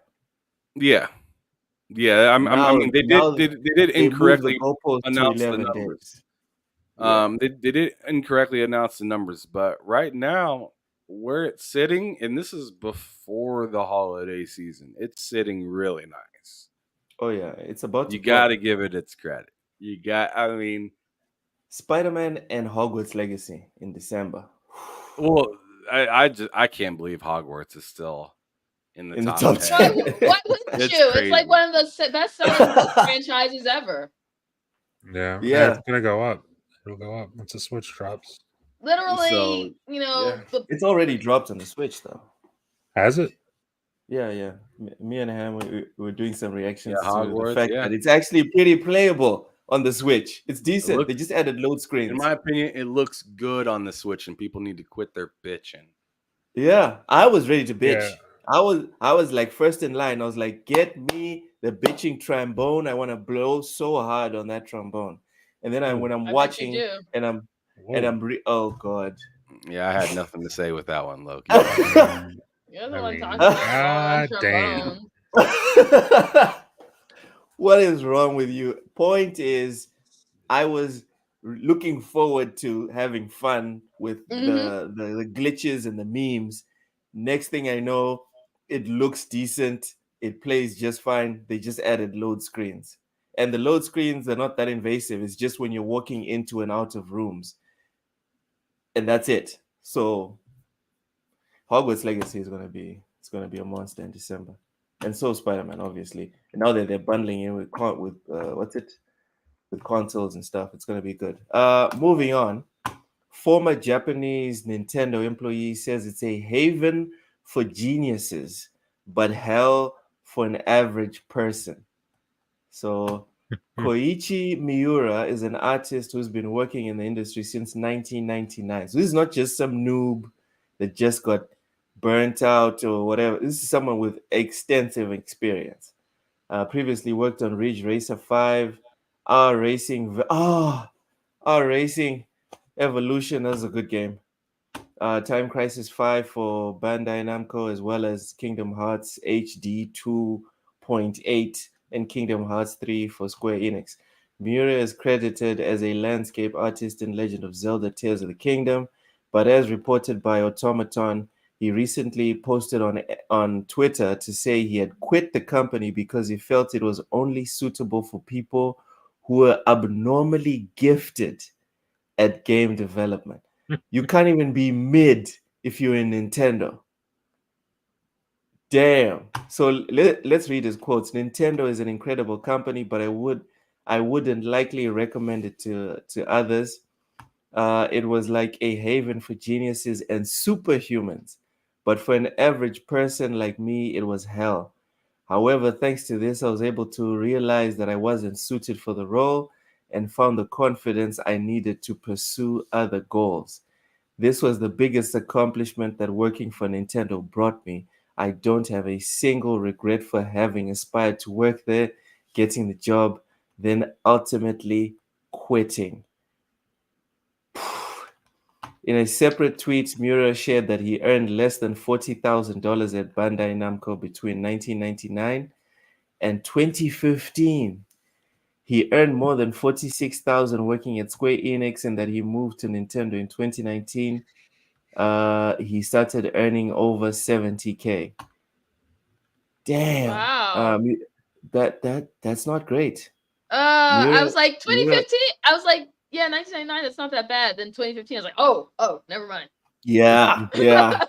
Miura noted that game industry salaries aren't often revealed in Japan, but as a freelancer, no longer looking for permanent employment, he thought it would be helpful to reveal his salary information to others in the hope that it would improve working conditions and transparency. This is so many layers. Cozy, you go first. You are our resident Nintendo god. What are your thoughts on Miura's thoughts on Nintendo being a haven for geniuses, and also on his salary and the reality on the ground? Money. So first I'll start with that salary thing. I was like, that is ridiculous. Some of these companies, they're making record, profit.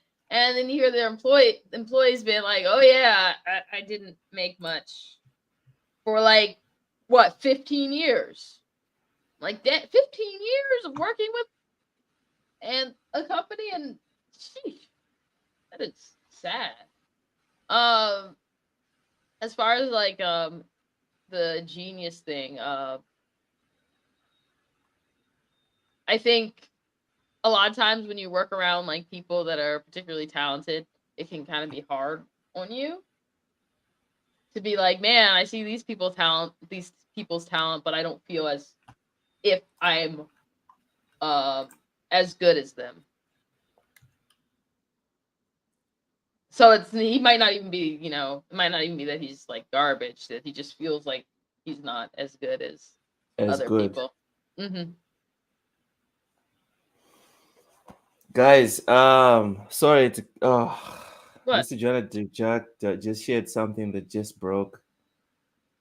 The Last of Us Part 2 remastered. It's official. It's happening. Jesus, let's go. Oof. Hell yeah!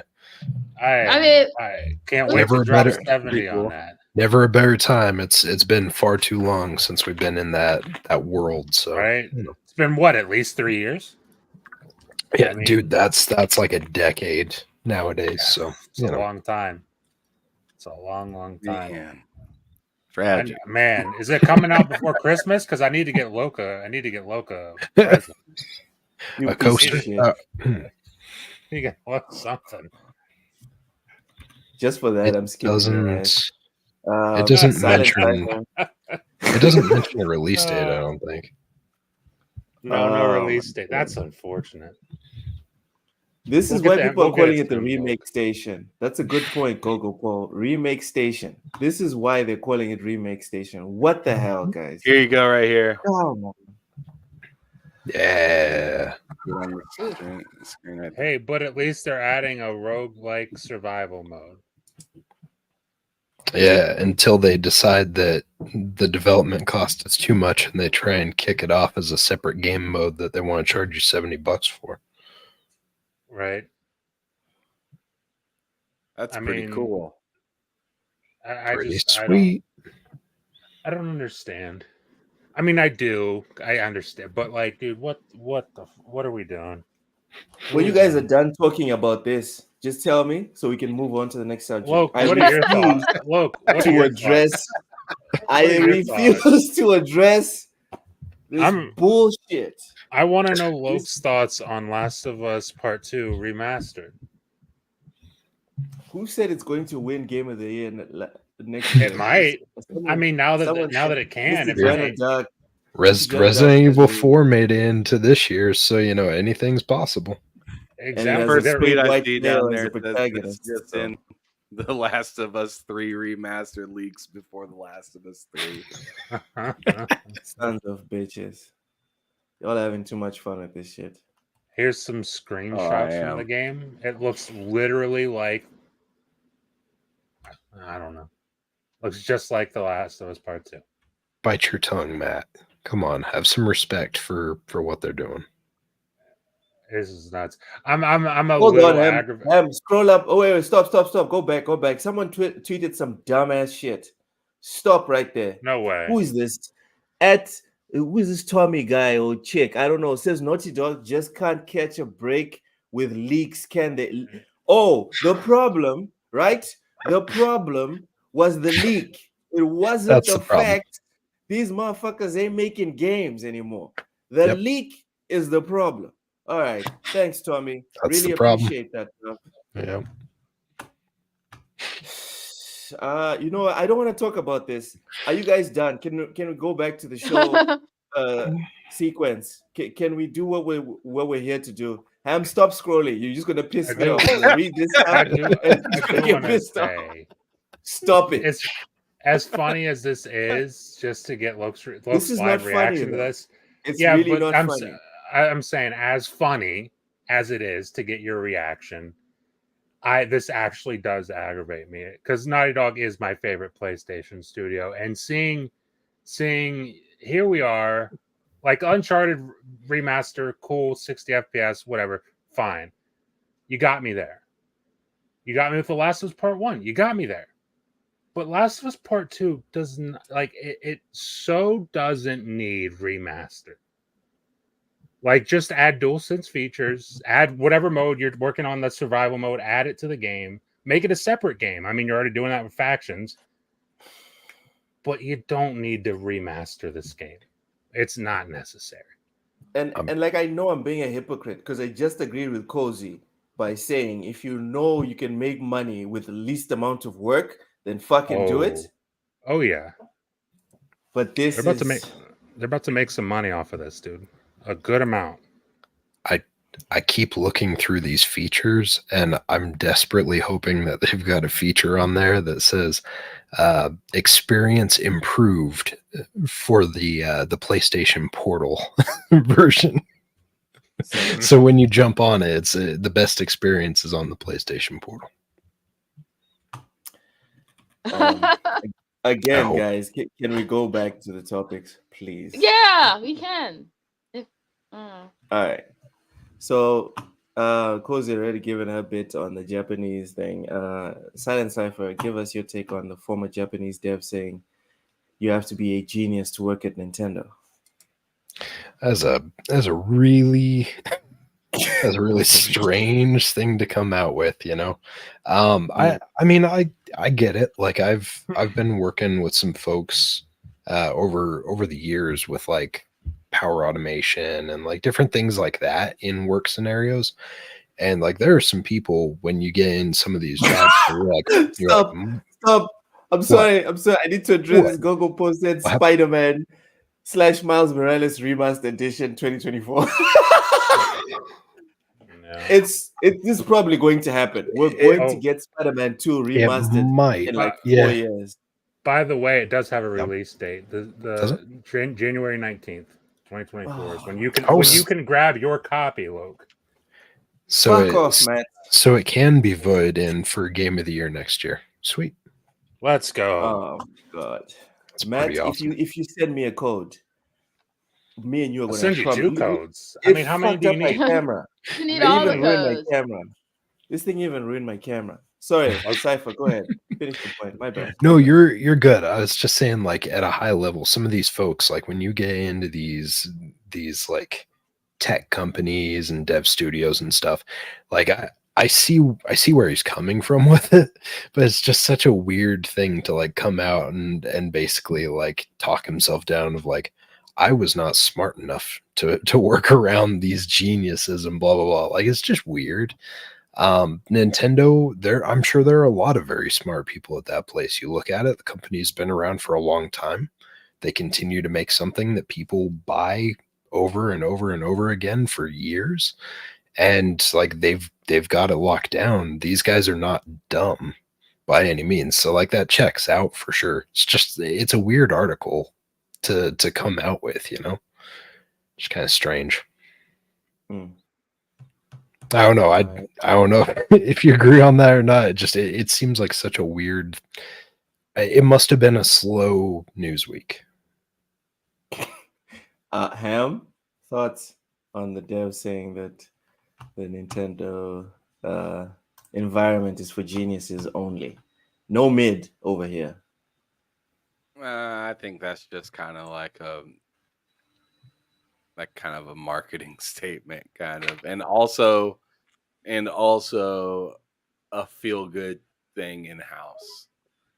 You know, just to know that we think big of you over here, and we're letting everybody know how we feel about the people that work here.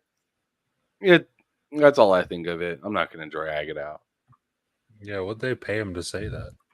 I mean, They gave him the DLC for Mario Kart for free. I think he's being genuine because he not only I reveals. don't doubt it either. I mean, why He would not you only want to say I work reveals- with a bunch of idiots? Wouldn't you want to say Man. Yeah. like aren't you gonna say I have the best team? Like what does like a ton of Shade your in the chat. and anybody here that's in America knows of a place that says they're the best. Mhm. Number one pancake place, number one in wings, Oh, number yeah. one in football or whatever. No, but let me give you the or context number one why recruiting. It's why just I like believe sure, okay. because he also spoke about his salary, which in a lot of cases, especially in places like Japan, automatically blacklist you for a lot of jobs. So he was just opening up and being like, yo, I'm just going to give you guys the real. This is what it's like working at Nintendo. And he said it also in the article is by revealing this information, he is essentially nuking his career. So that's why I'm saying I don't look at it as marketing. I look at it as him being like, yo, there's some amazing people at Nintendo. No matter what you do, if Yeah. you do it on a public stage, it's marketing. Cozy's not nodding. If Cozy doesn't agree, then I'm you know skeptical. what? I don't agree. Interesting. Sure. Then give me a reason why you don't agree. I'm just being contrary. There you go. God damn it, Cozy. I thought you had my back. You know what? Let's move the hell on. Look was about to say, you know what? I don't agree either. Now that I think about it. Moving on. Embracer has written down 15 projects, says further studio closures and buyouts are planned. Yikes.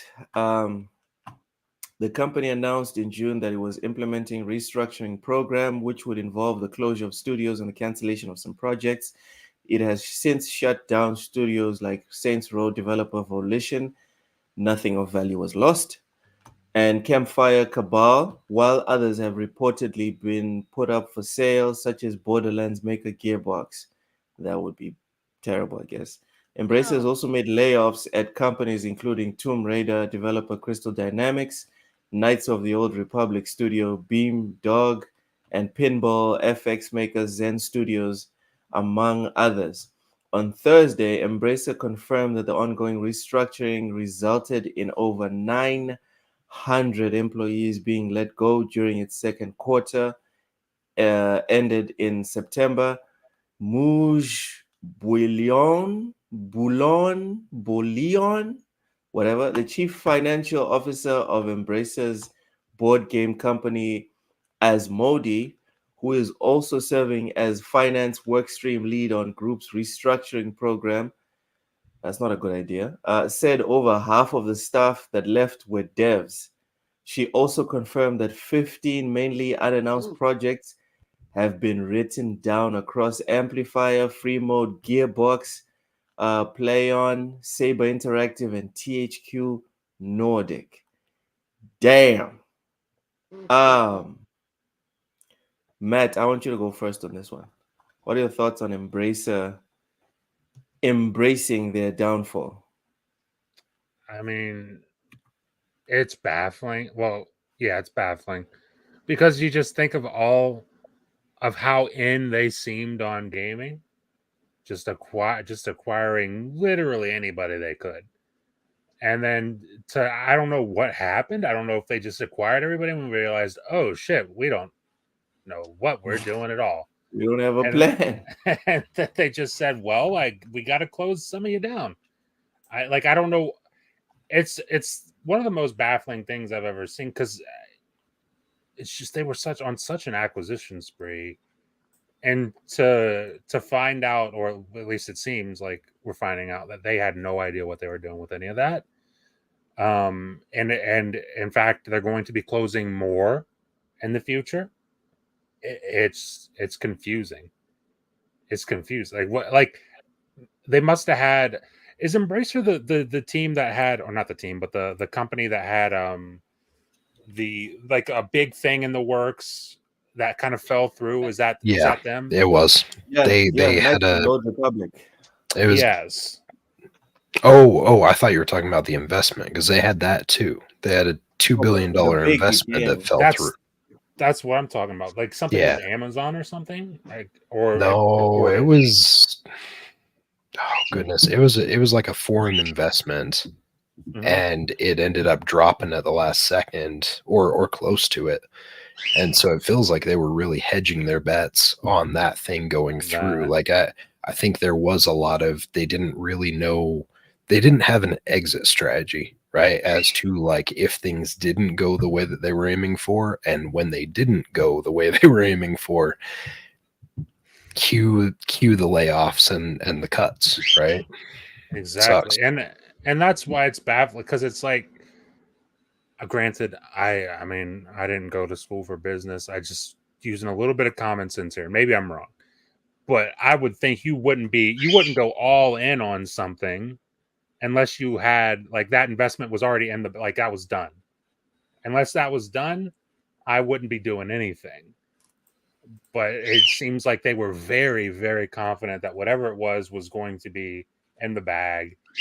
And for whatever reason, it fell through, and now they're just scrambling. There's a Mozambican proverb. I don't know if they have it in the States or whatever, but essentially it translates to "do not count the eggs while they're still in the chicken's ass." Oh well, not quite eloquently, but yes. Yeah, like you're counting the egg, but it's still literally coming out. It's not even laid, but you're counting it. That's what Embracer did. That's an image. Thanks for that image. That's great. We have something like that here. Yeah, so we've got don't count your chickens before they hatch. Nothing about their asshole or anything. Yeah, this one is very specific. I'm not even like messing with you guys. It literally says, don't count your eggs when they're still coming out of the orifice. So that's one way to say it. Yeah, that's beautiful. Honestly, that's beautiful. It's some Shakespearean wordplay. It's on a whole another level of deep. Yeah. Ham, what are your thoughts on Embracer shutting down 15 studios or projects? I'm not surprised. I've already said that they bit off more than they can chew a few weeks ago when they were getting rid of, other studios and, Volition earlier this year and whatnot. So, and we already kind of thought this was looking a little fishy when they bought Crystal Dynamics in the first place from like Square Enix, and some of the purchases that they made, we were like, they seem to be buying a lot with not really producing a lot. It's kind of weird. And now you're seeing that they're getting rid of things and closing things and consolidating things, and maybe this was part of the plan. I don't know. I would say some of it is. Maybe not as not in the sense of like getting rid of people's job was in the plan. I'm not saying that, but I'm saying like maybe owning the rights to said things and then closing stuff down was part of the plan, in my opinion. Like, oh, we own the rights to these IP and whatnot, but that business doesn't exist anymore, but we could create a new one and come out with that same IP, right? Mm-hmm. Could they not do that? Yeah, it's possible. It's possible. So, I mean, maybe that was part of it, but I mean, all around it's just not a good look. It looks terrible. So now I'm going to force you guys. It's definitely not something that you want to see as a consumer or just like somebody that's really into the hobby that is gaming. It's just like, yikes. Like, you really... It doesn't look good. You put all that food on your plate, and then I watched you throw half of it in the trash. Like, it's like, it's disappointing. Like, imagine your grandma looking at you after that, right? Like, disgusting. Unfortunate outcome. It's an unfortunate outcome. So I'm gonna put you guys on the spot real quick. No need for preamble. Before you do that, real quick, Loke, I just wanted to say, you know how people buy a house and then flip it? Yeah. I'm wondering if they're planning on doing any of that. They bought Crystal Dynamics. Microsoft. That right there. They cut them down, and now they're gonna flip them possibly. To who? The people that's been using them a ton.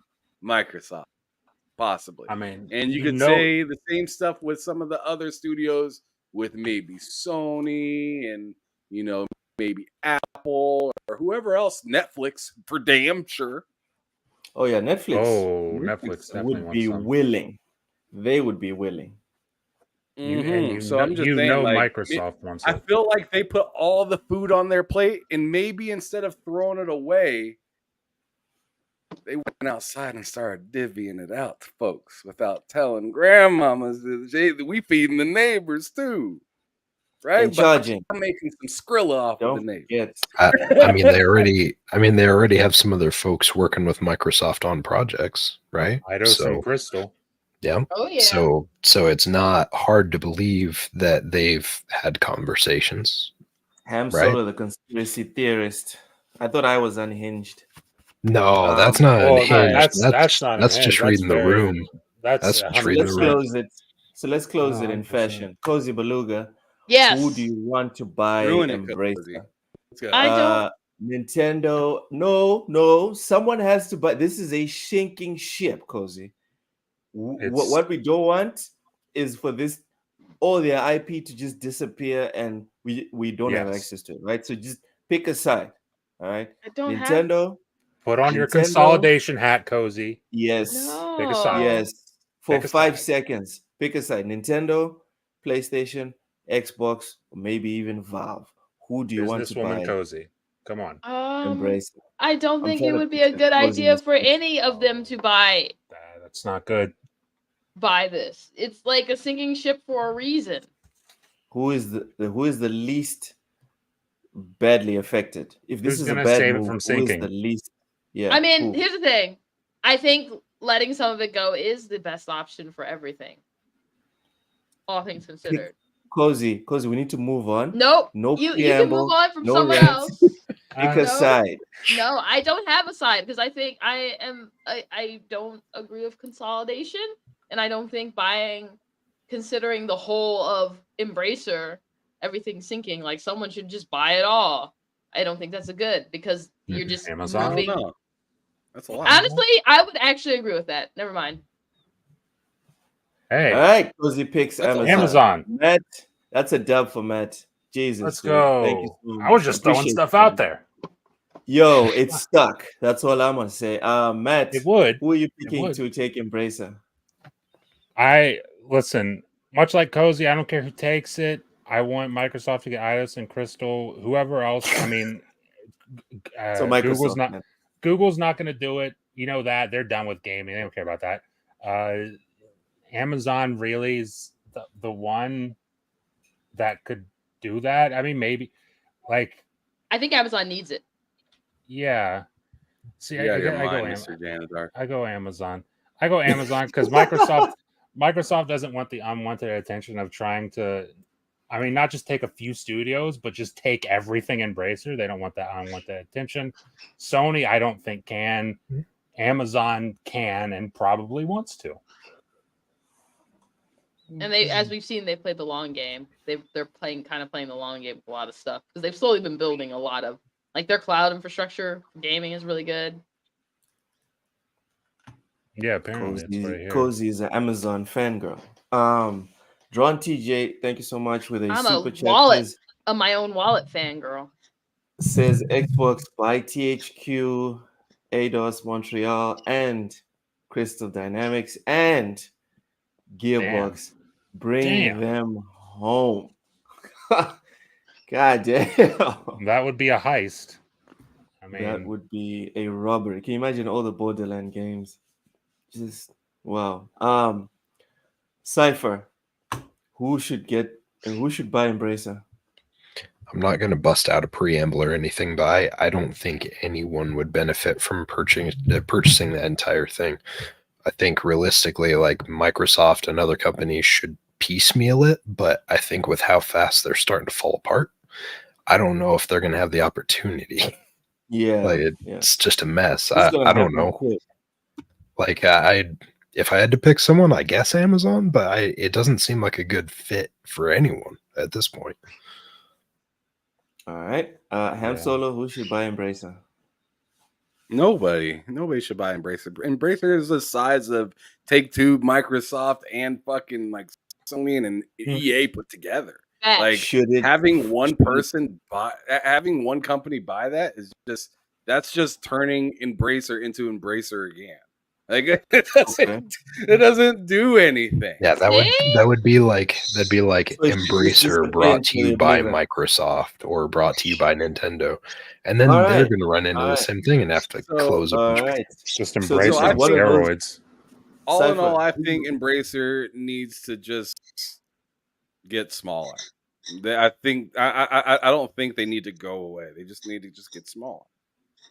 They need to get smaller, and they need to sell some of them assets around or let some of those suckers go independent, let them do their own thing and whatnot. Like if there's like a buyout clause where I could buy myself out of this, do it, and if they're hurting as much as everyone's saying that they're hurting, they're giving people that option. Hey, give us money and you can get out of here. Maybe in the future for the company, instead of counting their eggs that haven't dropped out of their ass yet, as it were, maybe they make better business decisions before they bite off that much of the pie. I think of it like when a company like a Coca-Cola buys like a big like another like decent size cola company. They don't always keep all of their they keep some of them, but they don't always keep all of their facilities running. They shut down some of them, right? And then possibly if some of them want to continue to live but don't want to be under their tutelage, they could possibly like I just said earlier, buy themselves out of that situation. But I think that's really the blueprint for this situation. Is just kind of let them do what they did. In my opinion, they knew what they were doing when they bought this much stuff. You don't just accidentally buy this much stuff. Whoopsie! The money slipped out of my pocket. Right? It's just like I mean, look. Somebody look in your wife's closet and tell me that they accidentally went to the store and got all this. Yes. Yes. No, You they go didn't. out, It wasn't an right? accident. Ham, There was no ham. part of it was an Just I'm accident. fell freaking into their telling grocery you. cart. I'm telling you. We walk out, right? We walk out. She's like, let me just get one dress. One dress, babe. And I'm like, cool. One dress. Ham. It wasn't an accident. It's a lot of one dresses, dog. Yeah, it is. Maybe I forgot how to count. And the fact that it keeps happening makes you know that it's not an accident. Yeah, it wasn't like they bought all these overnight. Like we saw this over what, a two-year period that they bought all of those properties. I'm gonna get a bat loc that says past performances, and then when we meet each other, I'm gonna introduce it to you. Please record it so I can see you take his kneecaps with it. That'd be great. Well, Because it feels like I'm that past performance is really rearing its ugly head right now. I'm interpreting their past performance in a different way, Ham. The fact that this is happening, for me, right? If this was all part of the plan, then these are some evil motherfuckers. And I mean that from the bottom of my heart. Yeah, their plan was to shrink the gaming industry. They are a part of a government entity too. Like, let's not forget about that. And we know how government is. The thing is, their behavior is not bringing well, at least until now, right? And maybe after they start selling, it'll be a different equation. But until now, they're not making any money with any of their moves. The value of Embracer has gone down, right? They have started projects. If your theory is correct, then they have begun projects. They've done marketing for projects that they knew they would not follow through on. That is some Machiavellian level of evil. Like, that's not even like Dr. Doom stuff. That is Machiavelli levels now.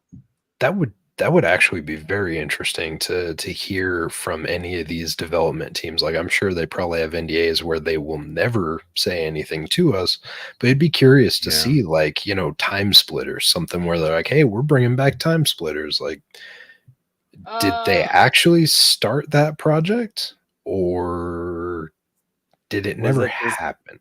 Oh, the conversation we had about that, about how it was they were probably forgotten. Or they didn't get the funds to do it, because I mean, like, if that were the idea, like Loke's Machiavellian idea, right? Is like, did they actually start this thing, or did it just never start because they didn't get the funding? They didn't. It was like they were weird because they didn't really have any work to show for all those years that they were. No, like, they still don't. They still don't. So if they weren't getting funded, at least they were still getting paid without the funding.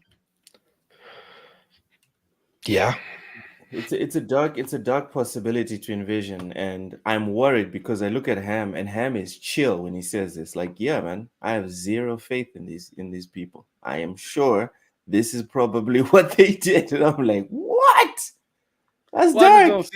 I personally don't see how you see all these things kind of failing.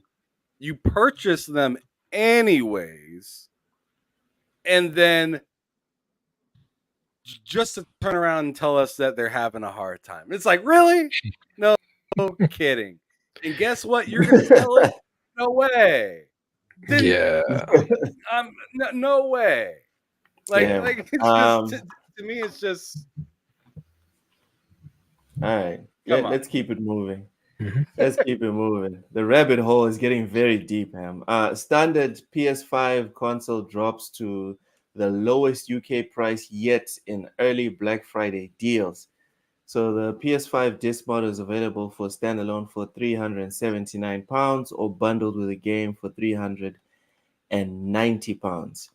Ahead of Black Friday on November 25th, the price of the PS5 standard has been cut to $380. The cheapest price we've seen for disc model, while it's being bundled with a game for just £10 more. EE and Very, these are stores in the UK, are offering the console standalone for 370, while Game has the PS5 Final Fantasy Racist console bundle available for What? 390 Oh my god! pounds. Why'd you say it like that? More widely, the console is being bundled with Did he the just says recent it high like? Yeah, profile he just moves on. Just with the so recent- casually. It's a I it's a reflex for know. low. It's a reflex. It's like Dude, breathing for low. it's like breathing, exactly. Yeah, Yep. it's just like he took a With- breath. Yep. with recent high-profile releases like EA Sports FC24 and Spider-Man 2 for £400. PS5 has been dominating UK sales, blah blah blah. Okay, what do you guys take? And this one I'm not going to direct to anyone. You guys can just jump in if you want or not. What do you guys take from the UK standard price for the PS5 being at a record low right now? I mean, they've been reducing they've been reducing the parts in these systems and finding ways to make it cheaper over and over again, like for the last little while, right? This is what we used to see with consoles, where like the consoles would actually go down in price. The only Yes. difference is this is only for the holiday. Like in the past, this didn't used to be that big a deal. It was like, oh, And it cool, didn't it's take down 3 a little. years. Yeah, but like, yeah. So it doesn't surprise me that they could afford to do it. I just think it's unfortunate that these systems haven't gone down with permanent price increases or decreases and stuff at this point, right? Decreases. Like the holiday sales are great, but man, I would imagine they've been making a decent profit off of it with some of the cuts that they have done for the actual hardware. Yep. And quick question. This is probably dumb too. But standard PS5 console drops to lowest UK price. Does that mean the standard, like the new standard PS5, or does that mean like, they're No, just emptying stock of the old model? they're emptying stock of the old model, yeah. original Okay. model. You know? Gotcha. But that's not even the original model because they've had like 4 different iterations Yeah. at this point in regards to like Yeah. Have hardware they? changes.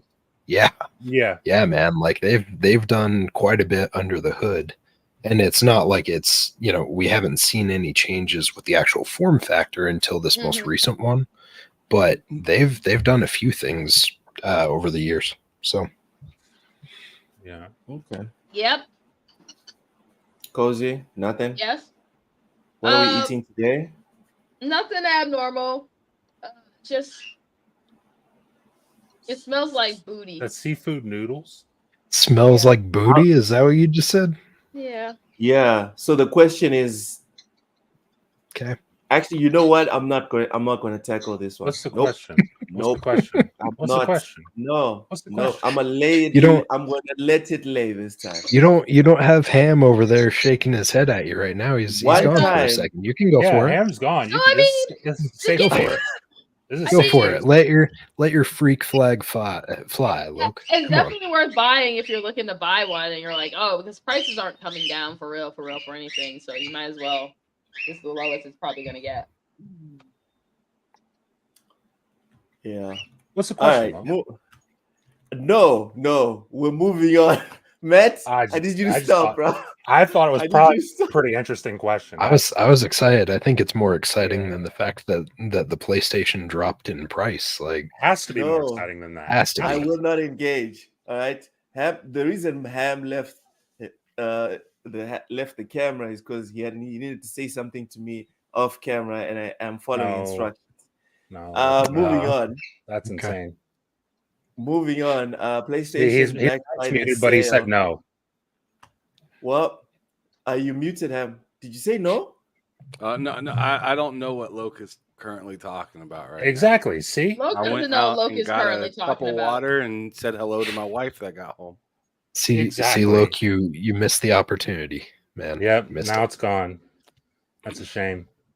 So here we have 2 articles, right? PlayStation Black Friday sale is live with discounts on over 1,000 products. Nice. And then there's another one that says the Xbox Black Friday digital sale is now live with up to 95% off over 1,000 games. So just want to go real quick. Silent Cipher, what games are you looking forward to getting, or are you hoping that are available for Black Friday on either console?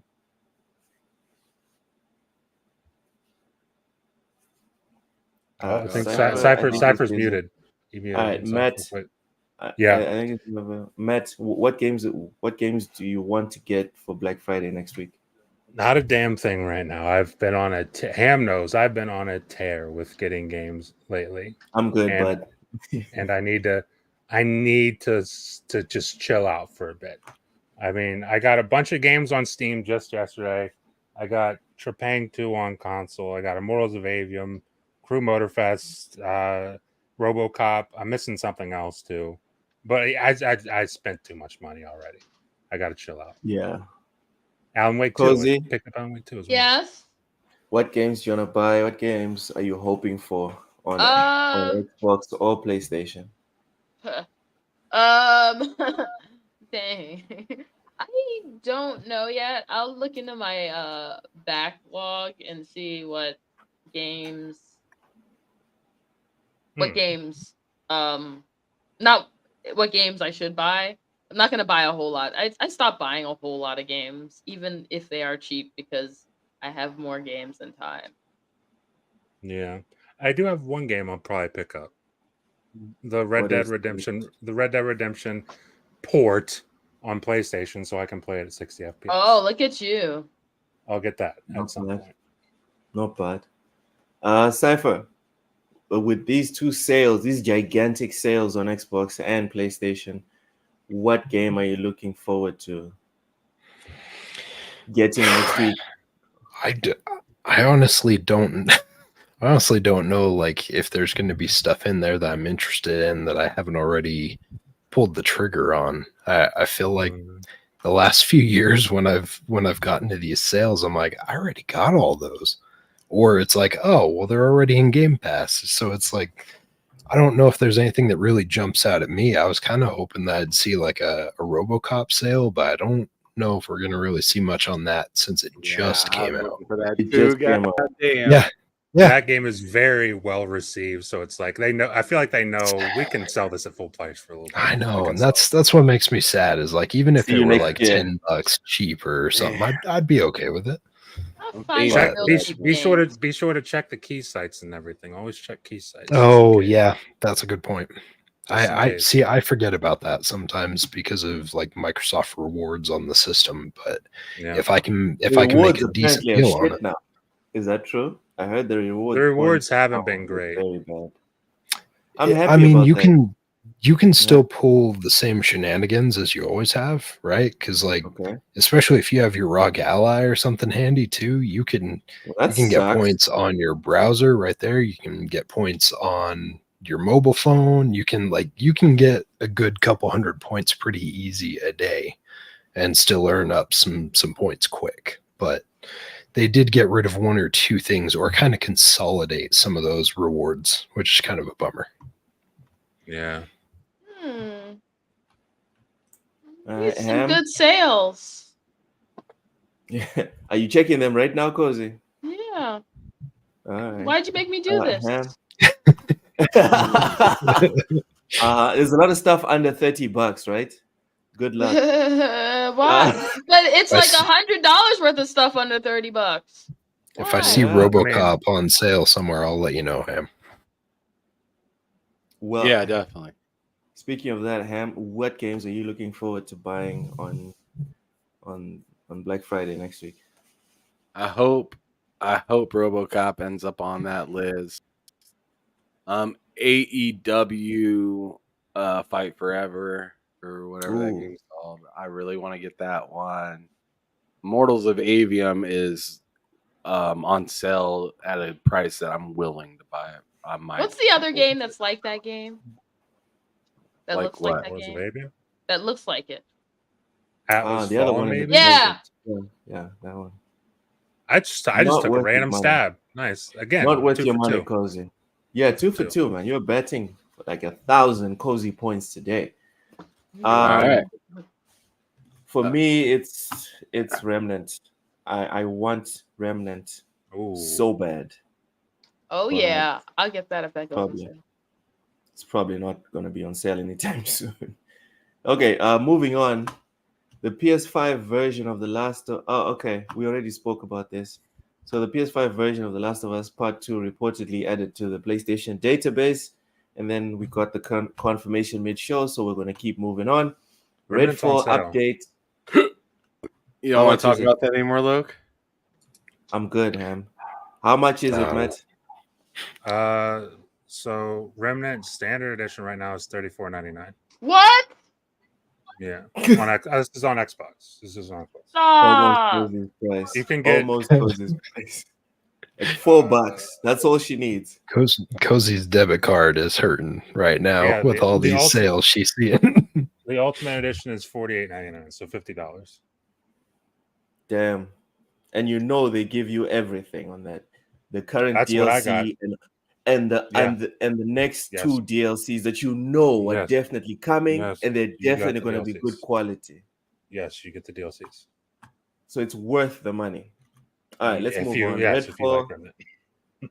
Redfall. Who doesn't like Remnant?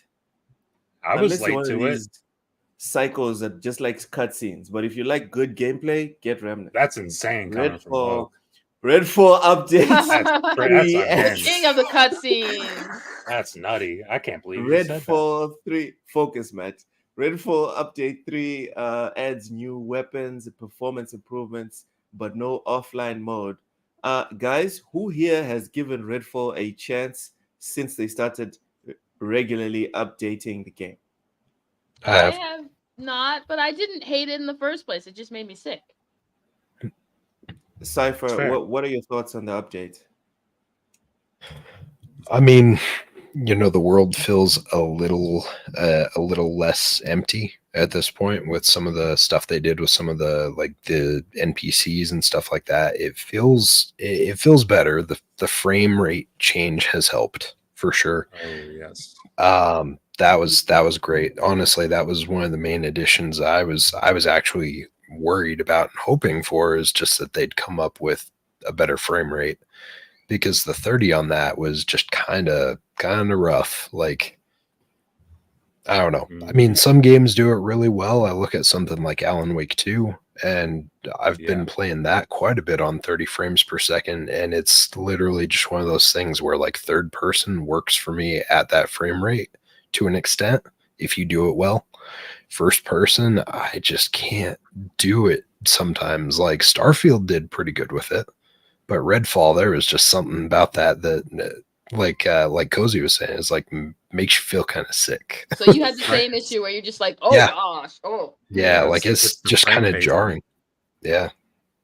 But yeah, I mean it's good. Like I said it back in the day when this thing was getting ready to release. They should have pushed it. They should have delayed it until it was ready. And here we are, 2030. I still maintain, I think I said initially, I was like, they should release it at Halloween time. And that's when we saw the first kick of updates come out. I was like, so they literally released those updates when they should have released the game instead. It's a bummer. It would have been probably received better. So Definitely would have been received better. All right. Well, give Redfall a try if you fell off it when it launched, according to Silent Cypher. Moving on, Assassin's Creed Nexus VR review. Travis Northup from IGN gave it a 7, and he said Assassin's Creed Nexus is an impressively complete Ubisoft game, even if not all those parts stick the landing in VR. Before you guys go, I just want to say something real quick. There's certain games or certain genres that if they nail VR, can make VR more publicly acceptable or make it more mainstream, because right now it's still niche. I think Assassin's Creed is a franchise that fits well with VR, but the execution from the video that I watched at least does not change my mind. And then you read the review and it's kind of mid. So for me, in general, when I see a VR game fail, it's kind of like it's VR, whatever. but seeing one that I think has the bones, the internal structure to move VR forward in terms of the public eye, seeing a game that has that potential fail is very disheartening, and it's unfortunate because although it got a 7 on IGN, if you go online, a lot of people are just not feeling this. It's not good. It's probably not going to sell well, and yeah, it's a sad state of affairs. Silent, what are your thoughts on this review? Dude, I love the tagline. Like this tells you this tells you the state of affairs that Ubisoft has been in for a while on occasion. The impressively complete Ubisoft game. Like that is such a phrase. Like, wow, it's finished? I can't believe how finished this game is. Yeah, like that is such a backhanded way to be like, hey, they actually got some stuff in here. Like that's, I don't know. But VR, like it's hit and miss for me. Like my son's upstairs, I can hear him right now playing some Oculus. And it's like for some people, it's a big thing. For me, like it's still kind of just one of those things where it's like it's fun to jump into, but I wouldn't want to do it all the time. So a big wide experience like this, I feel like is probably lost on me because I'm not going to play something like that. I'm going to play like Beat Saber where I'm in there for 5 or 10 minutes and then I'm done and I'm playing normal console games again. Mm-hmm. Cozy, Assassin's Creed Nexus. So I am of the opinion also that VR isn't really there or where it's at. As I said, I've already mentioned about how like after looking at like how after what's the thing, mixed reality, and preferring that, it's like VR is whatever. It's not going to do much for me. All right, Ham, Assassin's Creed Nexus VR thoughts. That's interesting. I kind of agree with Cozy. I feel like VR is gonna have a hard time really adapting, getting normalized until it like doesn't until it stops being so segmented to where it feels like when you turn on a game like Hellblade, it gives you like a warning and says like don't play any more than like 60 or like 30 minutes or 90 minutes or something like that. And it's like when I sit down to game, I don't want to be told how long I should do it. Yeah, but totally at the same time, if you do play it past that time, you start to feel exactly what they warned you of. Take it as a challenge. Which stinks. So like, if I really want to beat a game, I feel like I'm fighting to not get sick to do it. Like that's not good. So like until you can make that seamless, comfortable, like Cozy said, maybe a mixed reality kind of brings forth that to where you can actually see your background and stuff like that, so you know where you're at. You're not you're not overly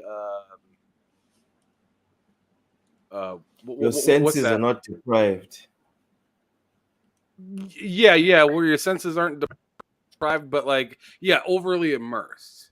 I feel like VR kind of sometimes overly immerses you to the point where you're just like not really where it feels like you're fighting to want to keep playing. Yep. It's like, man, I really want to do this. And in Hellblade, I didn't even know how to beat that game. Like I was walking through having a good time playing it, but like towards the end of the video, like I'm not sure if you notice it whenever I'm playing the video in the background, but like towards the end of the video, you'll see like my headset kind of shaking a little bit more. It's because I'm tired, dude. I'm tired towards the end of that, and I'm like taking off my VR slightly and like looking down and like just kind of resetting my eyes for a quick second. Like it's almost like taking a breath, you know? When you're like say you're on a treadmill for a hot second and you're just like, yo, my legs are about to like they're so wobbly, I'm about to fall over, and you just take a quick breath, lower the speed, and then gain yourself back up to the speed that you were at before. It's totally one of those moments when you're playing VR, and I hate treadmills. and until you get used to it, and that's the problem. Getting used to it, it's painful. Just trying to get used to it. Yeah, It's interesting because, like you're saying too, it's funny the way it works because like you are so immersed, but at the same time it feels like you aren't immersed because you're thinking about all the things happening around you. You're too distracted about the possible things going on around you to get fully immersed in like the way that maybe a mixed reality would work better, because then at least you're more aware of what's happening around you at the same time, and it's not always in the back of your mind like what is going on around me. Matt, Assassin's Creed Nexus VR Game of the Year. I mean, I very much agree with everyone here. I don't think VR is.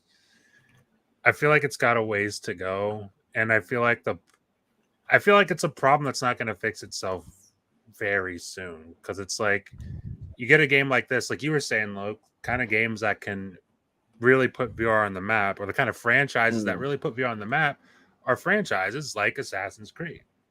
Look at Half-Life Alyx. Franchises like Half-Life. Yes. Where it's like that has the ability to put it on the map, but it's like when you get something like with this, where it's like it's not a bad game, it's fine, it's pretty good, but it's just like it's not going to make someone go out and buy a VR headset. And because it's not going to make anybody go out and buy a VR headset, then you got Ubisoft over here like, well, we're not going to do that again. And so now you're basically, now you get Ubisoft like, well, we're not making a VR game anytime soon again. Just like I'm trying to think, like if Take-Two were to come out with something for VR, and if it were to not take off, then they'd be like, well, we'll probably cool it on VR for a little bit. So it's like everyone's taking these little stabs at VR, and because they're not hitting the way they want them to hit, then it's going to just create this loop of consumers of VR, like, well, or potential consumers of VR, like looking at it, well, maybe I'll just wait until the next. Yeah, like what's the incentive? We need to get consistent Half-Life Alyx. Exactly, and that's the tough part, because that's just, I mean, VR has been around for a minute now, and you've only got one Half-Life Alyx. Yeah, no one's buying VR for one game. No one's doing it.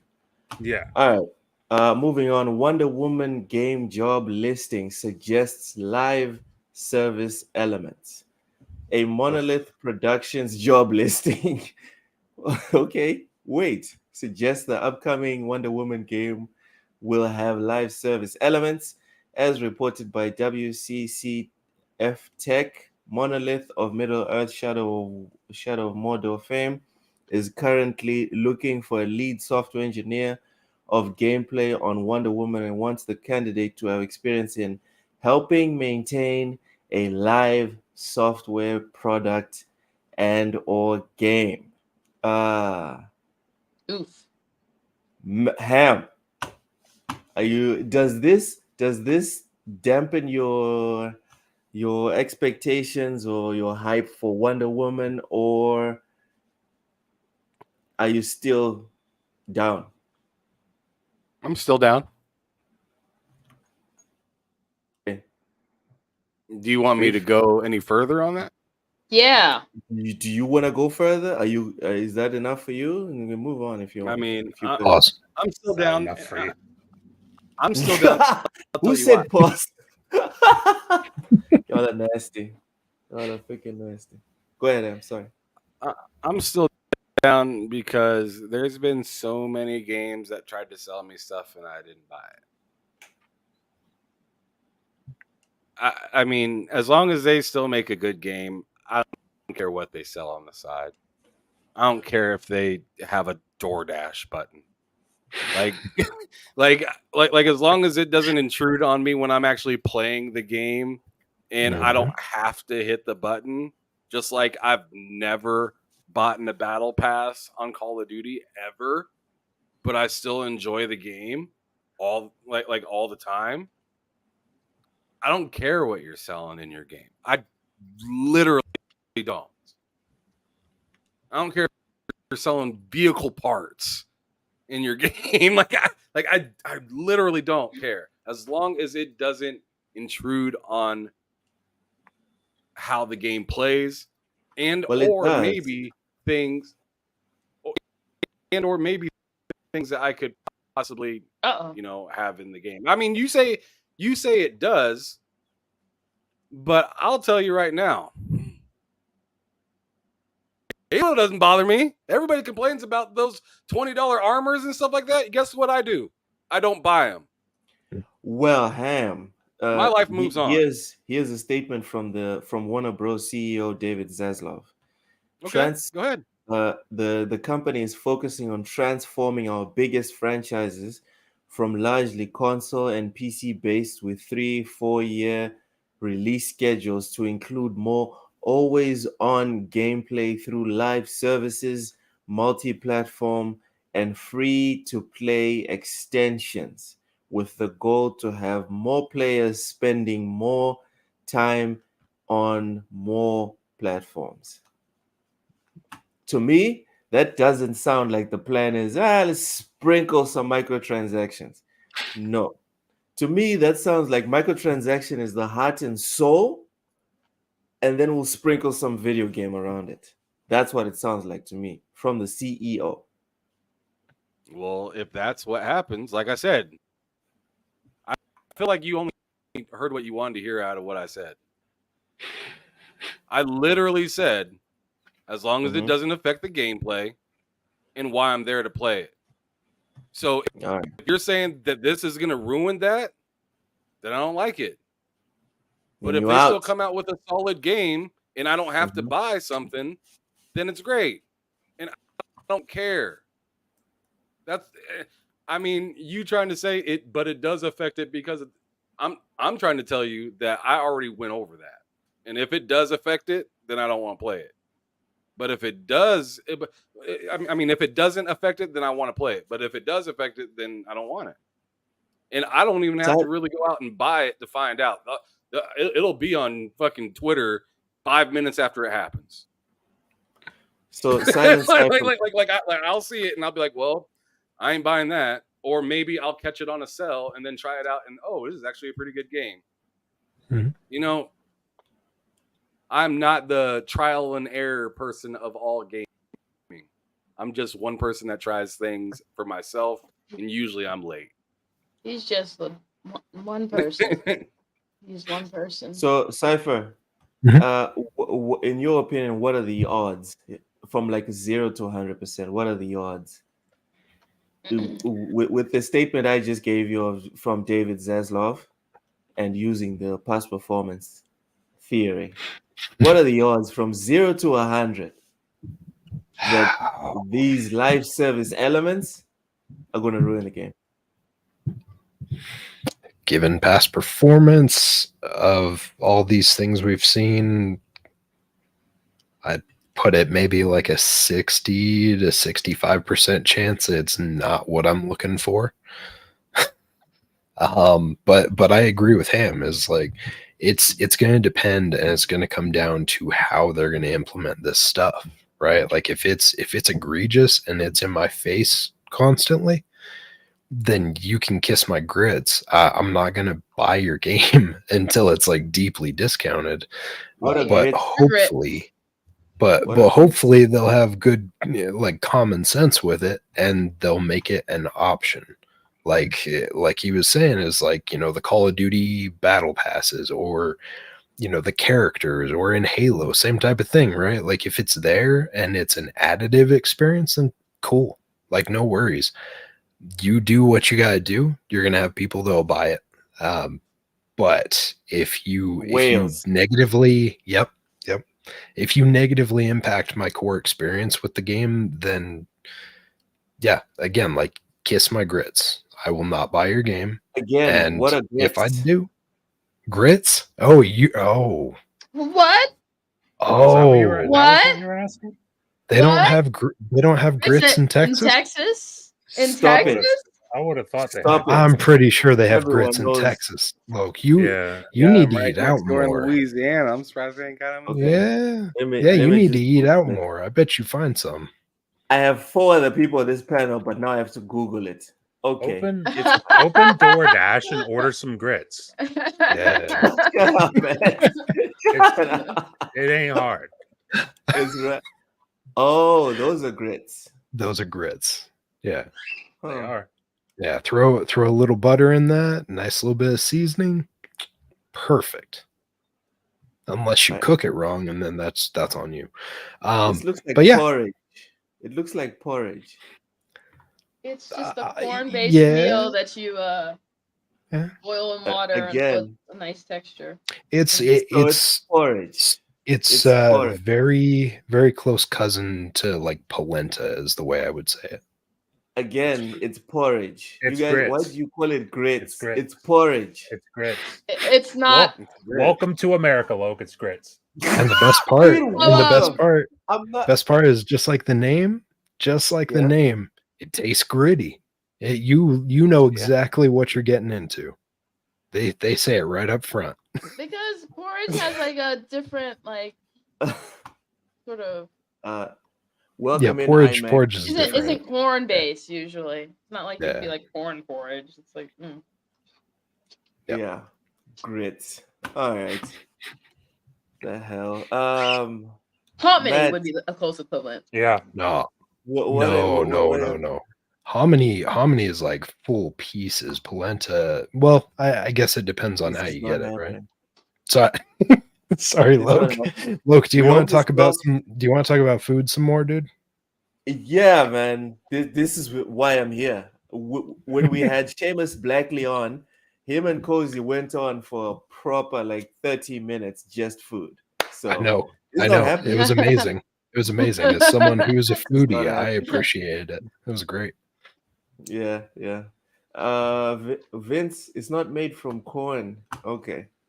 All right. Keep your grits. All right. Matt, what are your thoughts on Wonder Woman adding live service elements? Is your hype less or more? And yeah, It go ahead. didn't exist. It didn't exist in the first place, really. The fact that this is live service now, like if it's a good game, it's a good game. But I don't have any hope that this is going to be a good game. I would love to be wrong. I'd love for it to come out and everybody loves it and it's great and everybody's playing it.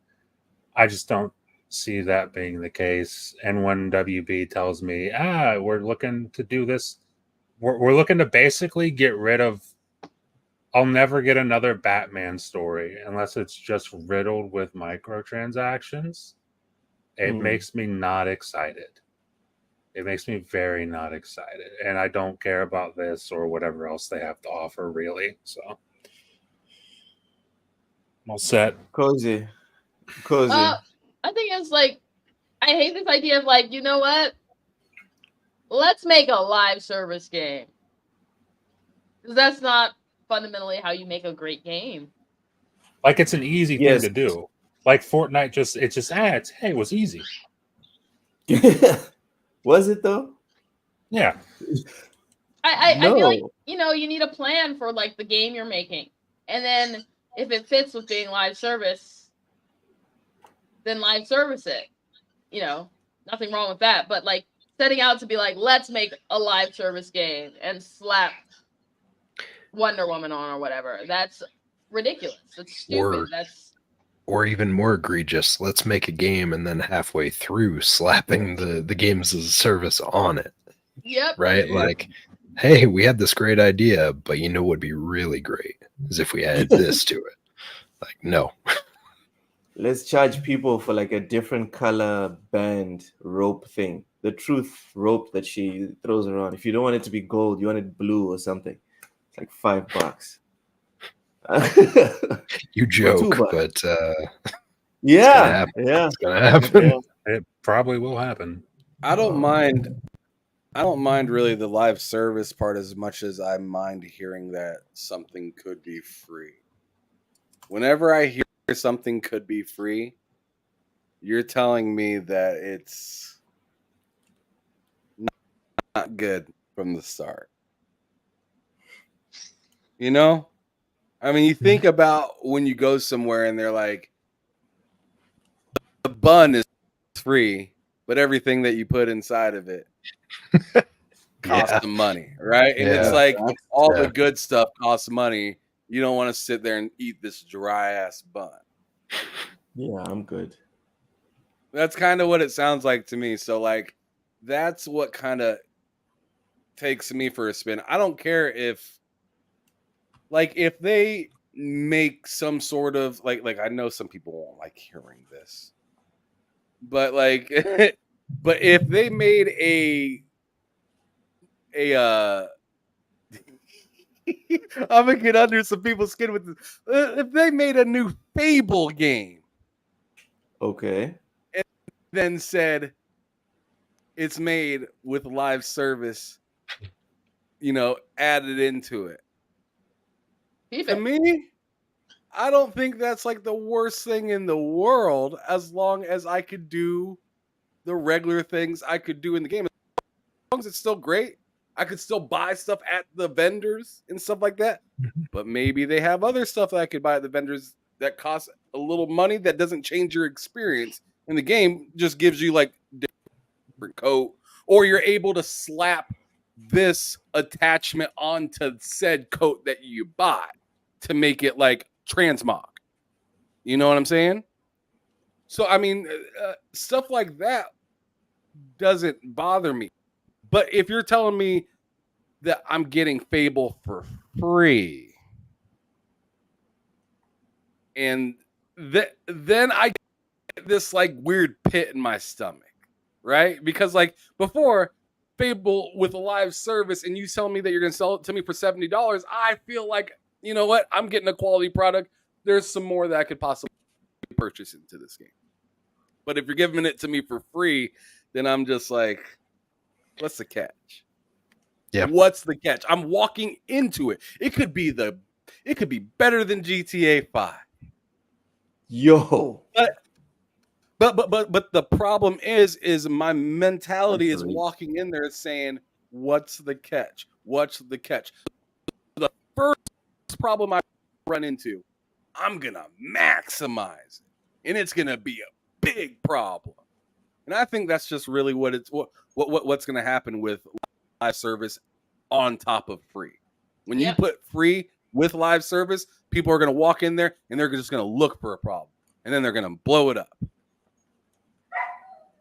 And it'll probably be a legit problem because it's free. Blade started already. All right. Before we move on to a very, very positive subject, Silence, you know how it is. You have to pick someone in the chat. Oh yeah. To win this week's $10 voucher. Who is the MVP this week, in your opinion? Oh, dang, you put me right on the spot with this.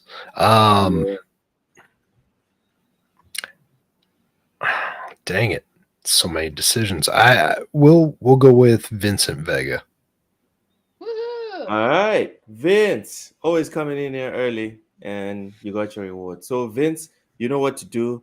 DM Ham Solo on Twitwat, and he will send you the code for Xbox, PlayStation, or Nintendo, and you can increase your wallet for Black Friday next week. Moving on to a very nice. Reach me to get it taken care of, or else I'm not doing it. Yeah, that's how it is. You win the thing, holla at me. My DMs are open or whatever. If you don't, you don't get it. It is what it is.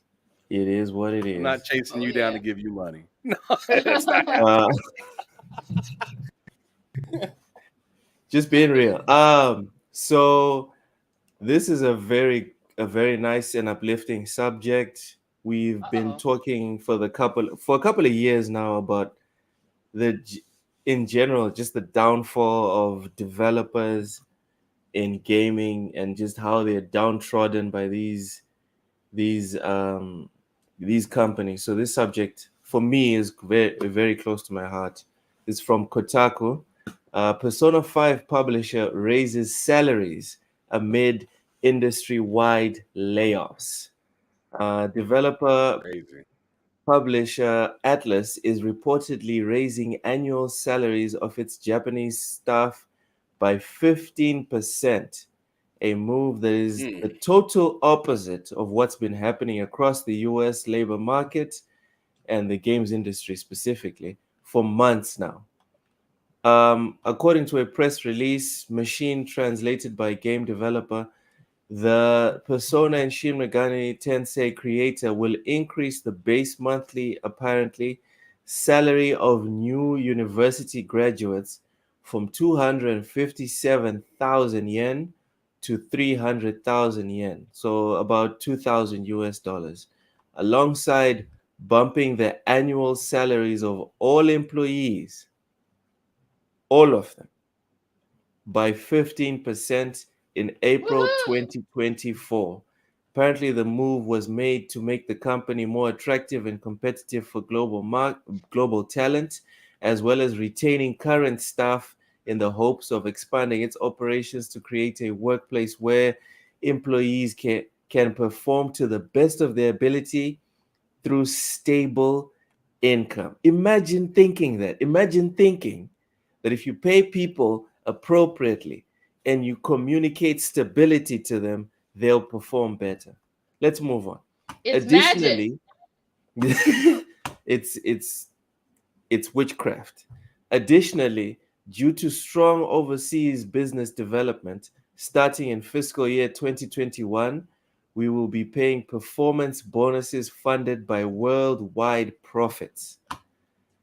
Atlas wrote in the press release, the company noted that thanks to worldwide recognition, its games have garnered, including Etrian Odyssey, Nexus, and Persona 5. Atlas intends to make a major revision to its compensation structure to bolster game development and sales performance. In other words, it sounds like Atlas is taking its profits and reinvesting in its business. Imagine that. Silent Cipher, what is your immediate takeaway from this? I think it's great. Honestly, I feel like everywhere, especially I don't know if you guys ran into it, but I feel like ever since COVID hit, I feel like there's been a shortage of people wanting to do jobs and a shortage of people like sticking around with jobs after because they get so burnt out trying to catch up and trying to deal with like the absence of other people. So I think this is great because like retention as a whole across like the world, it feels like right now is just a mess. And so if you can help motivate and you can actually show someone like, hey, you are worth our time, we want to invest in you. I think that's great. Like I honestly wish that we saw this more everywhere. Like it's you look at something like Embracer getting rid of all these people too right Yeah. now, and it's like, man, you look really messy right now.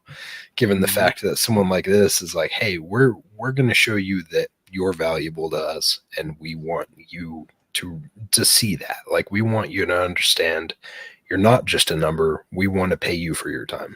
I think that's great. Also, thank you, Cypher, for gifting us 5 TSWS gaming memberships. I realized I hadn't for a while, so Merry Christmas. Hopefully some folks can make use Early of it. Christmas. Yeah. Early Christmas. Wow. Genesis PET brings up a good point. Guys, and for me, I think this is no coincidence. This is that Xbox money, in my opinion. This is the Xbox money coming into effect, or the Game Pass money coming into effect. Cozy Beluga, what are your thoughts Yeah. on Atlas increasing salaries by 15%? I think it's a good place to see Atlas where they are now. I think the thing about Atlas, when people talk about, like, people just sing the praises of Persona, but Atlas for the most part, most of their games were for a long time not having really huge sales, and they weren't really depending on like, oh, huge. Um those huge sales to like like when you talk about stuff like because the article mentions Etrian Odyssey. Etrian Odyssey was never like a huge seller, and that's true for most of their games. It's good for them to recognize global market and use that to make it work for them. Okay, Matt, thoughts on the Persona publisher increasing salaries by 15% for all staff, not just a couple of execs, everyone. Yeah. Seems like it's possible. Seems like it's actually possible, contrary to general popular belief, or at least in the industry for these execs, because they seem to think it's impossible to do this. But I mean, honestly, good for them. If you're getting the kind of success that they're getting, then it's very much deserved. It's very much earned. So in that case, good for them. I feel like a lot. I mean, it's not going to happen, but I feel like more companies should be looking. More companies should be looking at this, and when I say more companies, I mean more like big companies, not big, successful companies should be looking at this around the industry and saying, well, if they can do it, then why can't we? Especially if it's going to pay off in the end with happier employees making better products for you to make more money. So and more consistent employees. Yeah, just invest a little bit into the people who are actually working years and years on things for you, and you'll get good results. And it'll just keep looping, and it'll be fantastic. Everybody will love it. But we got to get to that point for some reason. We need to see somebody actually take that first step, and hopefully this pushes the industry in a little bit of a better direction. Fingers crossed. We'll see. We'll see. Ham, what are your thoughts on Atlas increasing salaries? And also, to piggyback off of Matt's point, you think this is going to change anything in terms of the momentum right now that's essentially just crapping on the actual people that make the games? I'm sorry, repeat that thing for Matt's part again.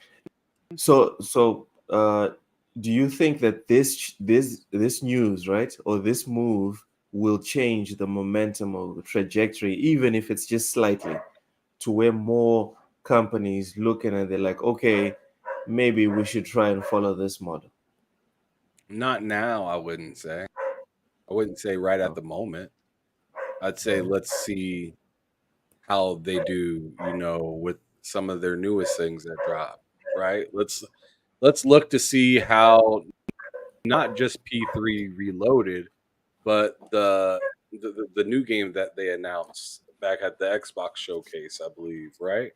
Oh, They have a new game that they announced. Yeah, they did. It was some weird name. I can't remember the name of it, but I know what you're talking about. Yeah. Let's see how that does after their raises and stuff like that, and then let's also look at the employee retention after something like that happens.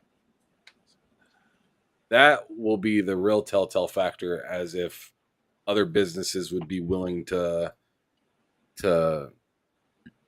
follow suit. Because in my opinion, I feel like there has to be some sort of road map that has been driven for it to make sense for others to follow said roadmap, right? Mm-hmm. Like Google Maps didn't just appear out of nowhere. People drove these routes. They had to map the routes. Exactly, right? So I believe it'd be the same thing business-wise too. Like you would have to see, okay, they gave their people raises, then they made another game, but did they profit off of that? And were they able to retain? Oh, they did? Well, shit. Maybe you don't see it from other businesses, but maybe you see it within the household of Sega where they're like, let's be more like them. And then inside the household of Sega might do something, and then you're starting to see the whole, the bigger side of the business do it. Maybe not all the teams in there, but then that roadmap. Once you start to see people leave from that place, you see people go to Square Enix. That's when that kind of idea branches out, and then people start saying, "Hey, yo, this worked at the last job I did. We should try it over here." That's how it changes. You don't just look over at your neighbor's yard and understand what's happening. Nope. Takes time. So you retain the talent that made Sonic Frontiers. Then they make a better Sonic Frontiers 2. Then you retain the talent that made Sonic Superstars as well. And then it's a self-fulfilling prophecy. Yeah, it's slower. Keep in mind, with that being said, Loke, it seems like Sega has kind of their own tradition going on. And it's not just Atlas, as you just said, Sega Sonic Team, right? Mm-hmm. Yo, that's all under the same umbrella. They have a cookbook, right? And nobody else knows how to cook the way they cook it. And they are somehow still surviving and pushing forward when everybody said that they were dead after the Dreamcast. Think about that. That was 20 plus years ago. They still ain't quit. That's the crazy thing. You look at Atari, you look at Midway. Atari's hanging on by a pinky right now. Midway's dead. Atari's got scam consoles. That's what they have. And those were software companies that didn't even have to worry about the hardware half. So it's just like, man, you look at some of that stuff and it's just like, it's pretty impressive what Sega's done and how relevant they've remained after taking the type of L's that they've taken. Yeah. Devastating L's. Speaking of devastating L's, thank you so much, Ham, for that one. Speaking of devastating L's, we're going to end the show on a very negative note. I messed up. No, I didn't mess up. Wow, why? The Persona thing. No, I did mess up. Hold on, let me finish. I had the Persona thing last, and we're gonna end on a good note, and then I received a bombshell from Ham that was very negative, so we had to edit Blame it. I mean, you could have put it anywhere else in the show. You decided to wait for it to be like, and blame it on you. Oh man! So let's get into it. Grand Theft Thanks to Auto. Ham, we're having a bad night, y'all. Grand Theft Auto 6 publishers suggest games should be paid per hour. What? Yeah. During a recent interview, during a recent investment call, and this is where the decisions are made, guys. Investment calls, not press conferences, all right? Take-Two CEO Strauss Zelnick said that big budget video games should be more expensive the longer they are. So this is the quote. In terms of our pricing for any entertainment property, basically the algorithm is the value of the expected entertainment usage, which is to say the per hour value times the number of expected hours plus the terminal value that's perceived by the customer in ownership. If the title is owned rather than rented or subscribed to, he said this in the most confusing way possible, obviously. To simplify, Zelnick is talking about the overall value video games offer, and that the price of a game should be based on how many hours they can expect fans to play the game. That's fucking insane.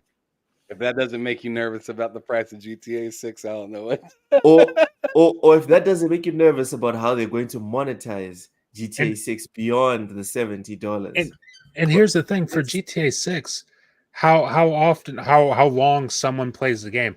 How long someone plays the game or how long someone's forced to play the game? Like anyone who wants to play GTA is forced to play GTA 5. That's the last GTA for the last 10 years. Mhm. There's not another option in that window. So it's like they could for all we know, they could say it's 20 years of GTA 6. Enjoy. Make peace. Enjoy spending $250 on our brand new game, standard edition. Like if Let me that's his continue. logic. Yeah, go Good ahead. play, Great His Thief quote- Automobile.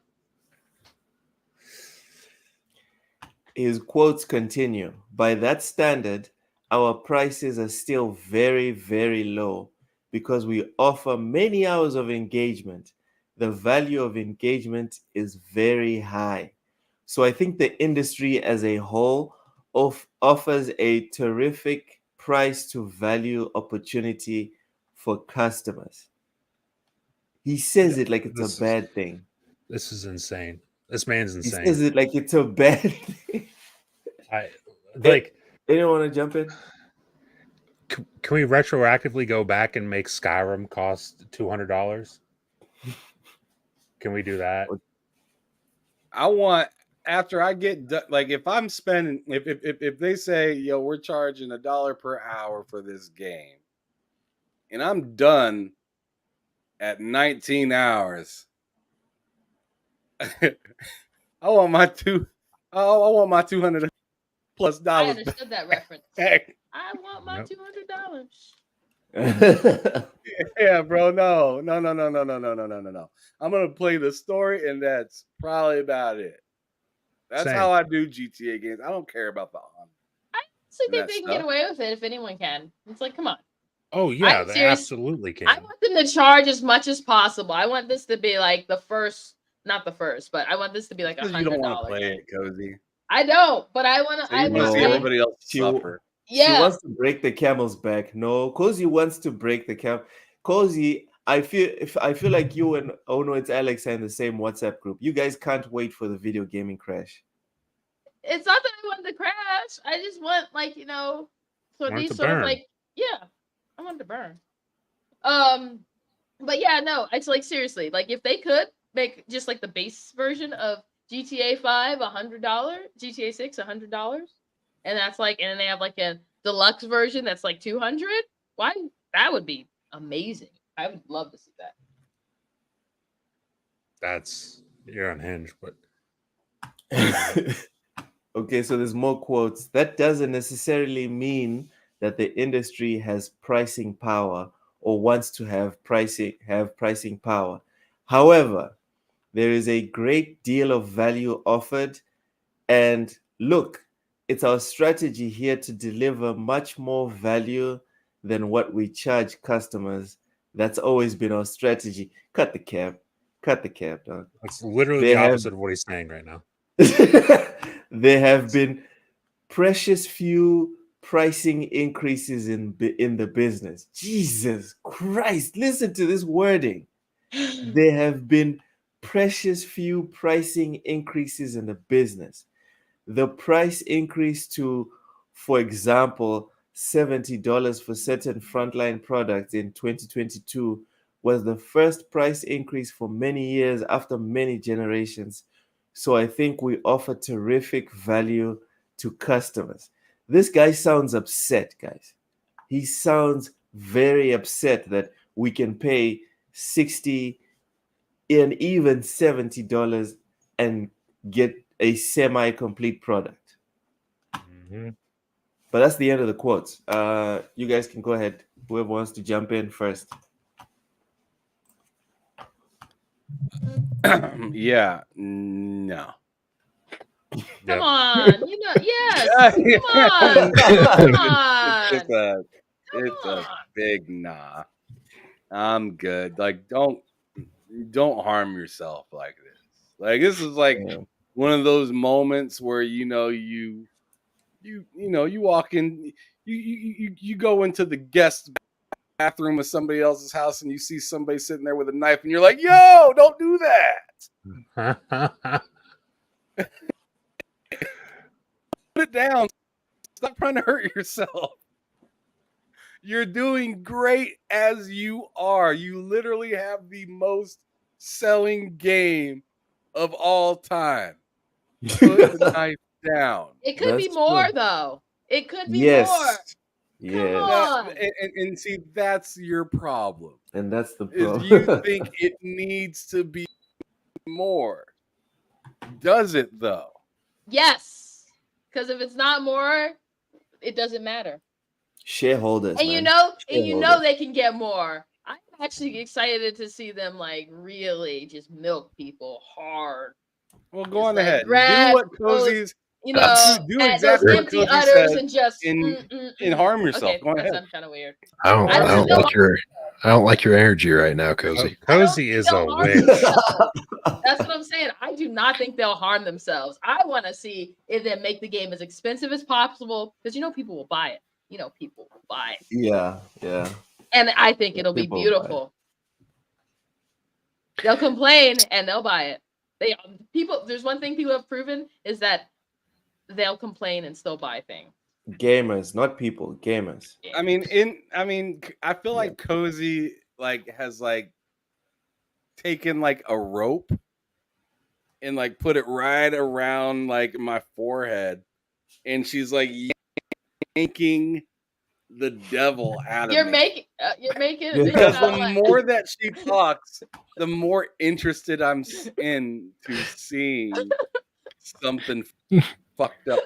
You're just like, tell me more. Tell me more. Would it not be fascinating? I feel like I walked up to this. I feel like I walked up to this burning building with a picket sign, and now I'm in the crowd watching and enjoying it. And it's what happened to my picket sign? Oh, I threw it in the fire. Man, I want to watch it burn. It burns. I'm telling you, this is a beautiful thing. People are all, freaking out about this. Like, oh my goodness, this is awful. But it's amazing because they know people will buy it. They know they've got these people in their clutches. They know they've got them by the ball sacks. They know. And the problem is a lot of people, they act like, oh no, we can't do this. But yes, they can, and they will, because they know y'all are some suckers. The Last of Us Part 2 remastered. It's kind of a forceful way to get you into subscription services, kind of. Yeah. To make it so expensive to purchase said content that you would rather just get the subscription. And it's genius. Yeah. Yeah. Cozy. Cypher, you do not look okay with this at all. No, I just here's the thing, right? Is I'm right there with you, and absolutely the show. Yeah, Cozy just threw a Molotov cocktail into this whole conversation. But she's she's not okay. So hold on, let me try and put this together in a reasonable way. But I'm with Ham and Cozy on the idea that I want to see someone take this arrogance, throw it out there, and be like, "We're gonna charge you up the ass on this game, and you're gonna deal with it." The thing is I don't want it to be GTA because I want to play GTA. And so I'm conflicted because I'm like, all right, here we go. You want it to be FIFA, to be honest. Yeah, I want it to be something I don't care about. I want them to be like, Destiny, we're going to charge you out the ass. I'd be like, that's fine. I didn't care anyways. It's cool. Go ahead and fuck it up. Good riddance. Yeah, good riddance. Go salt the earth. I don't care. That's fine. Wow. But here's some fun math for you real quick. Just because like we were talking about earlier with the whole debacle that I was talking to Cozy on, right? Is I feel like there's a bunch of people online right now who must have had head trauma because I'm always only told that people will buy the first party games on that PlayStation. That's what makes the system. It's not the third party or any of that stuff. I feel like Strauss Zelnick must have taken some brain trauma recently because the idea that this is a good move feels just gross. Like, I get it. Like, he's a businessman. He wants to do this. It is what it is. But the fun math with this, right? So it's at like 180 million copies sold at this point in time. So if you take a quarter of that and charge it at $60 a piece, and then you charge the last 3 quarters at $20 a piece per purchase of that game, they've made $5 billion on GTA 5. You don't need more money, you asshole. Like, you can ram that sideways up your ass, because that is a joke. You've made money Talk about that it. no one else can ever imagine.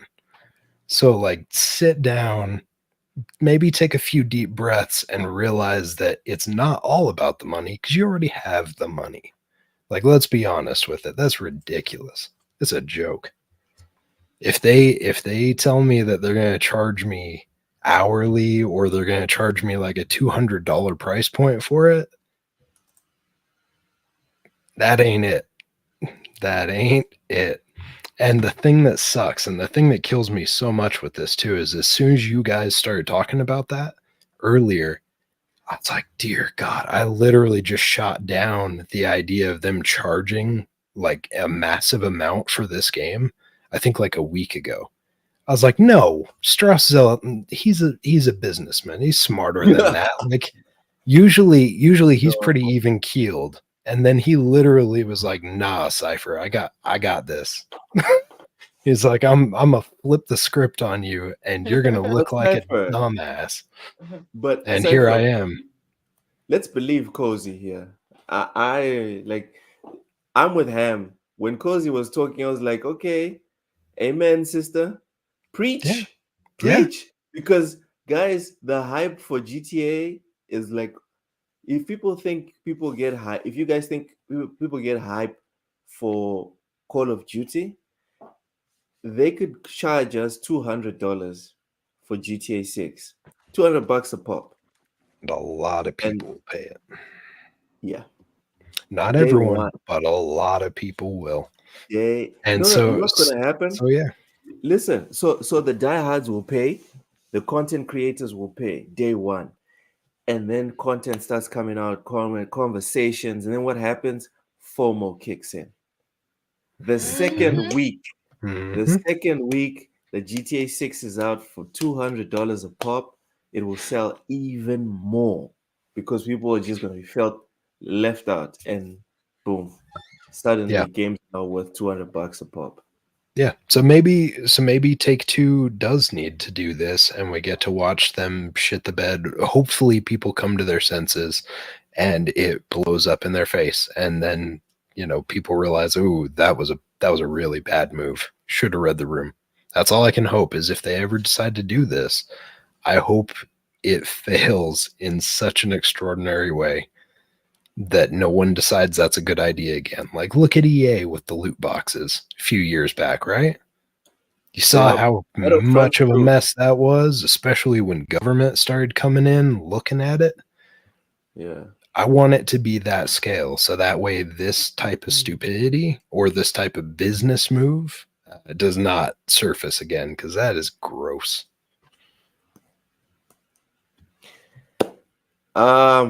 And on that note, that gross note, we have reached the end of another episode of Bullsitting on TSWS. I'm gonna plug Cozy stuff because I like mansplaining. Her name is Cozy Beluga, COSYBELUGA. You can find her on Twitter, same spelling. You can find her on Twitch, same spelling. Twitch is not on there all the time, but when she is, it's amazing. Cozy Beluga also has a comic book coming out on the 26th of January 2024. $100 a pop, cheaper than GTA 6 apparently. Make sure to follow her and start saving for January. Matt, plug your stuff. Yeah, you can check me out on Twitter at Matt Likes Games, and then obviously you can check me out on YouTube here on this channel Fridays at 4 p.m. Eastern, but as well as my own channel, Matt Likes Games, and I do a podcast over there on Wednesdays with Ham Solo, 2 p.m. Eastern, the 2-player podcast. Check that out. All right. Silent Cipher, plug your stuff, tell people where they can find you, etc. All right. Well, yeah, you can always catch me on social media, on Xbox, all over the place as Silent Cipher. I try and make it as easy as possible for that. Of course, you can find me on Wednesdays at Xbox International Podcast with my brother, Hey. Crazy. What's that? No, go ahead. Oh, I thought I thought you were gonna say something. But yeah, you can catch me at 7 p.m. Eastern Standard Time on Wednesdays with Crazy Louie, Sour Blow, and the Plume, the Big Plume. And you catch me every other Friday over at Mr. Boomstick's show on Double Barrel Gaming in the mornings. I like to hang out with them when I end up getting my Fridays off, which is always fun. Mm-hmm.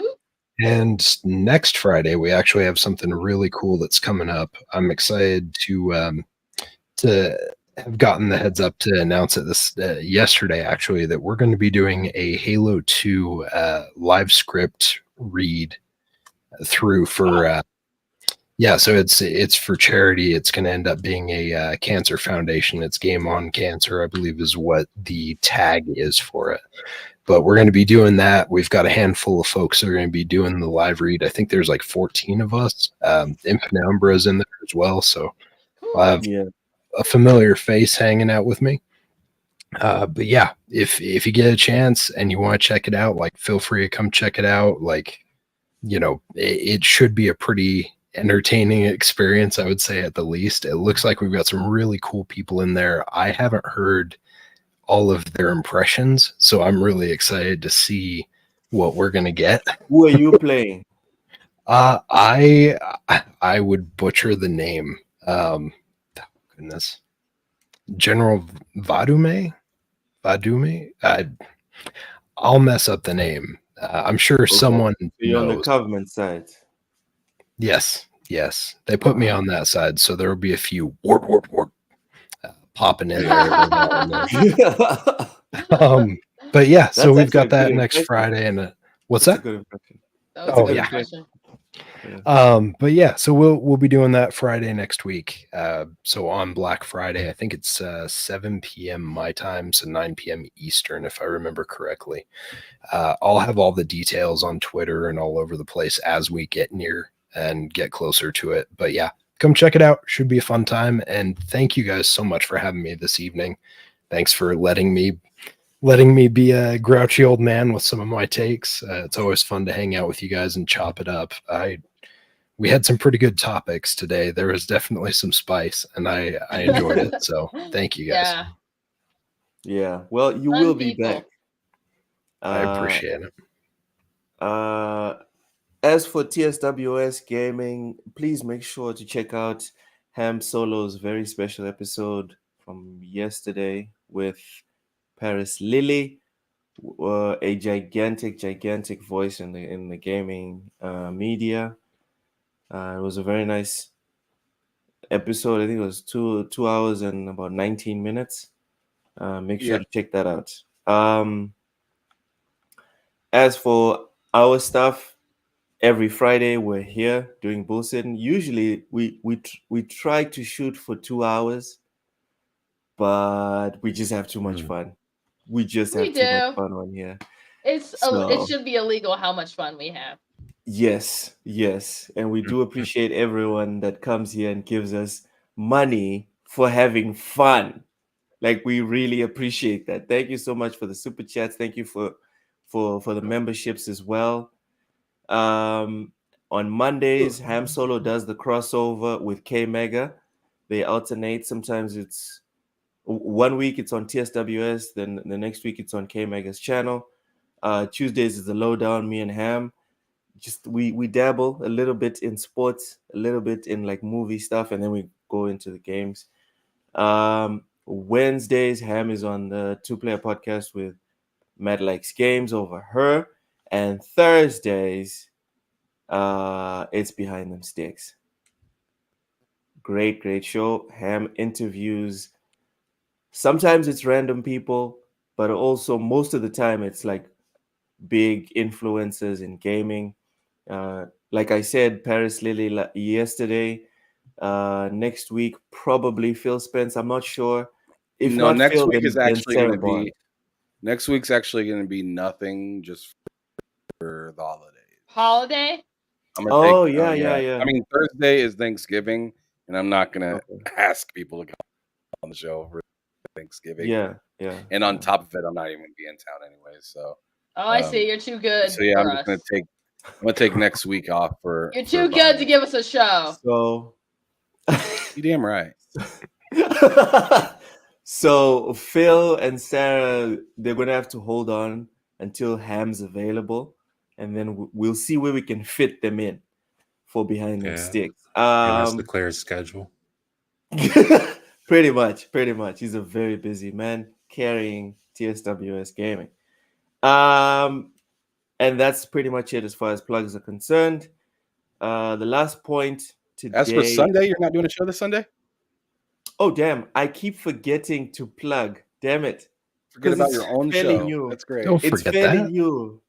It's fairly new, Ham. Settle down. So Sundays, I do my my gaming log, and I try different types of stuff. Sometimes I react to articles, but this week there's lots of video reactions to all the visceral stuff that's been going on. So there's going to be lots of "Oh no, it's Alex," Fritanga plays, etc. Some spicy stuff to do with IRL stuff, and just a little bit of football as well. Actual football. All right. Yeah, thanks Oh. for reminding Yeah, me. the season. Oh, you mean okay, yeah. Soccer. Yeah. Gotcha. It is Soccer. football season. It is football season. Yeah. Anyways. I didn't know they played soccer in Texas, but I don't. I mean, he's talking about football. He's talking about pigskin. He's talking about the Anyways, would y'all let me finish? Would y'all Alright, let bud. me do the last point? Go ahead, bud. Go ahead and finish, Logue. All right. Center stage, bud. Go ahead. Take it all.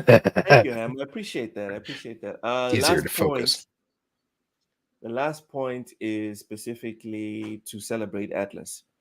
We have so much negativity in video games, and we do put a spotlight on it whenever it pops up because it deserves that attention. But I feel like we don't do it enough when good things happen. So kudos to Atlas. Kudos to Sega for housing Atlas. Kudos to everyone involved in signing the documentation to get this through. All right. The industry needs more actions like this. We need more stability. We need the superstars of video games. We need the people that make video games to feel valued, to feel stable, to be able to focus on making the things that make the industry relevant. So, well done, Atlas.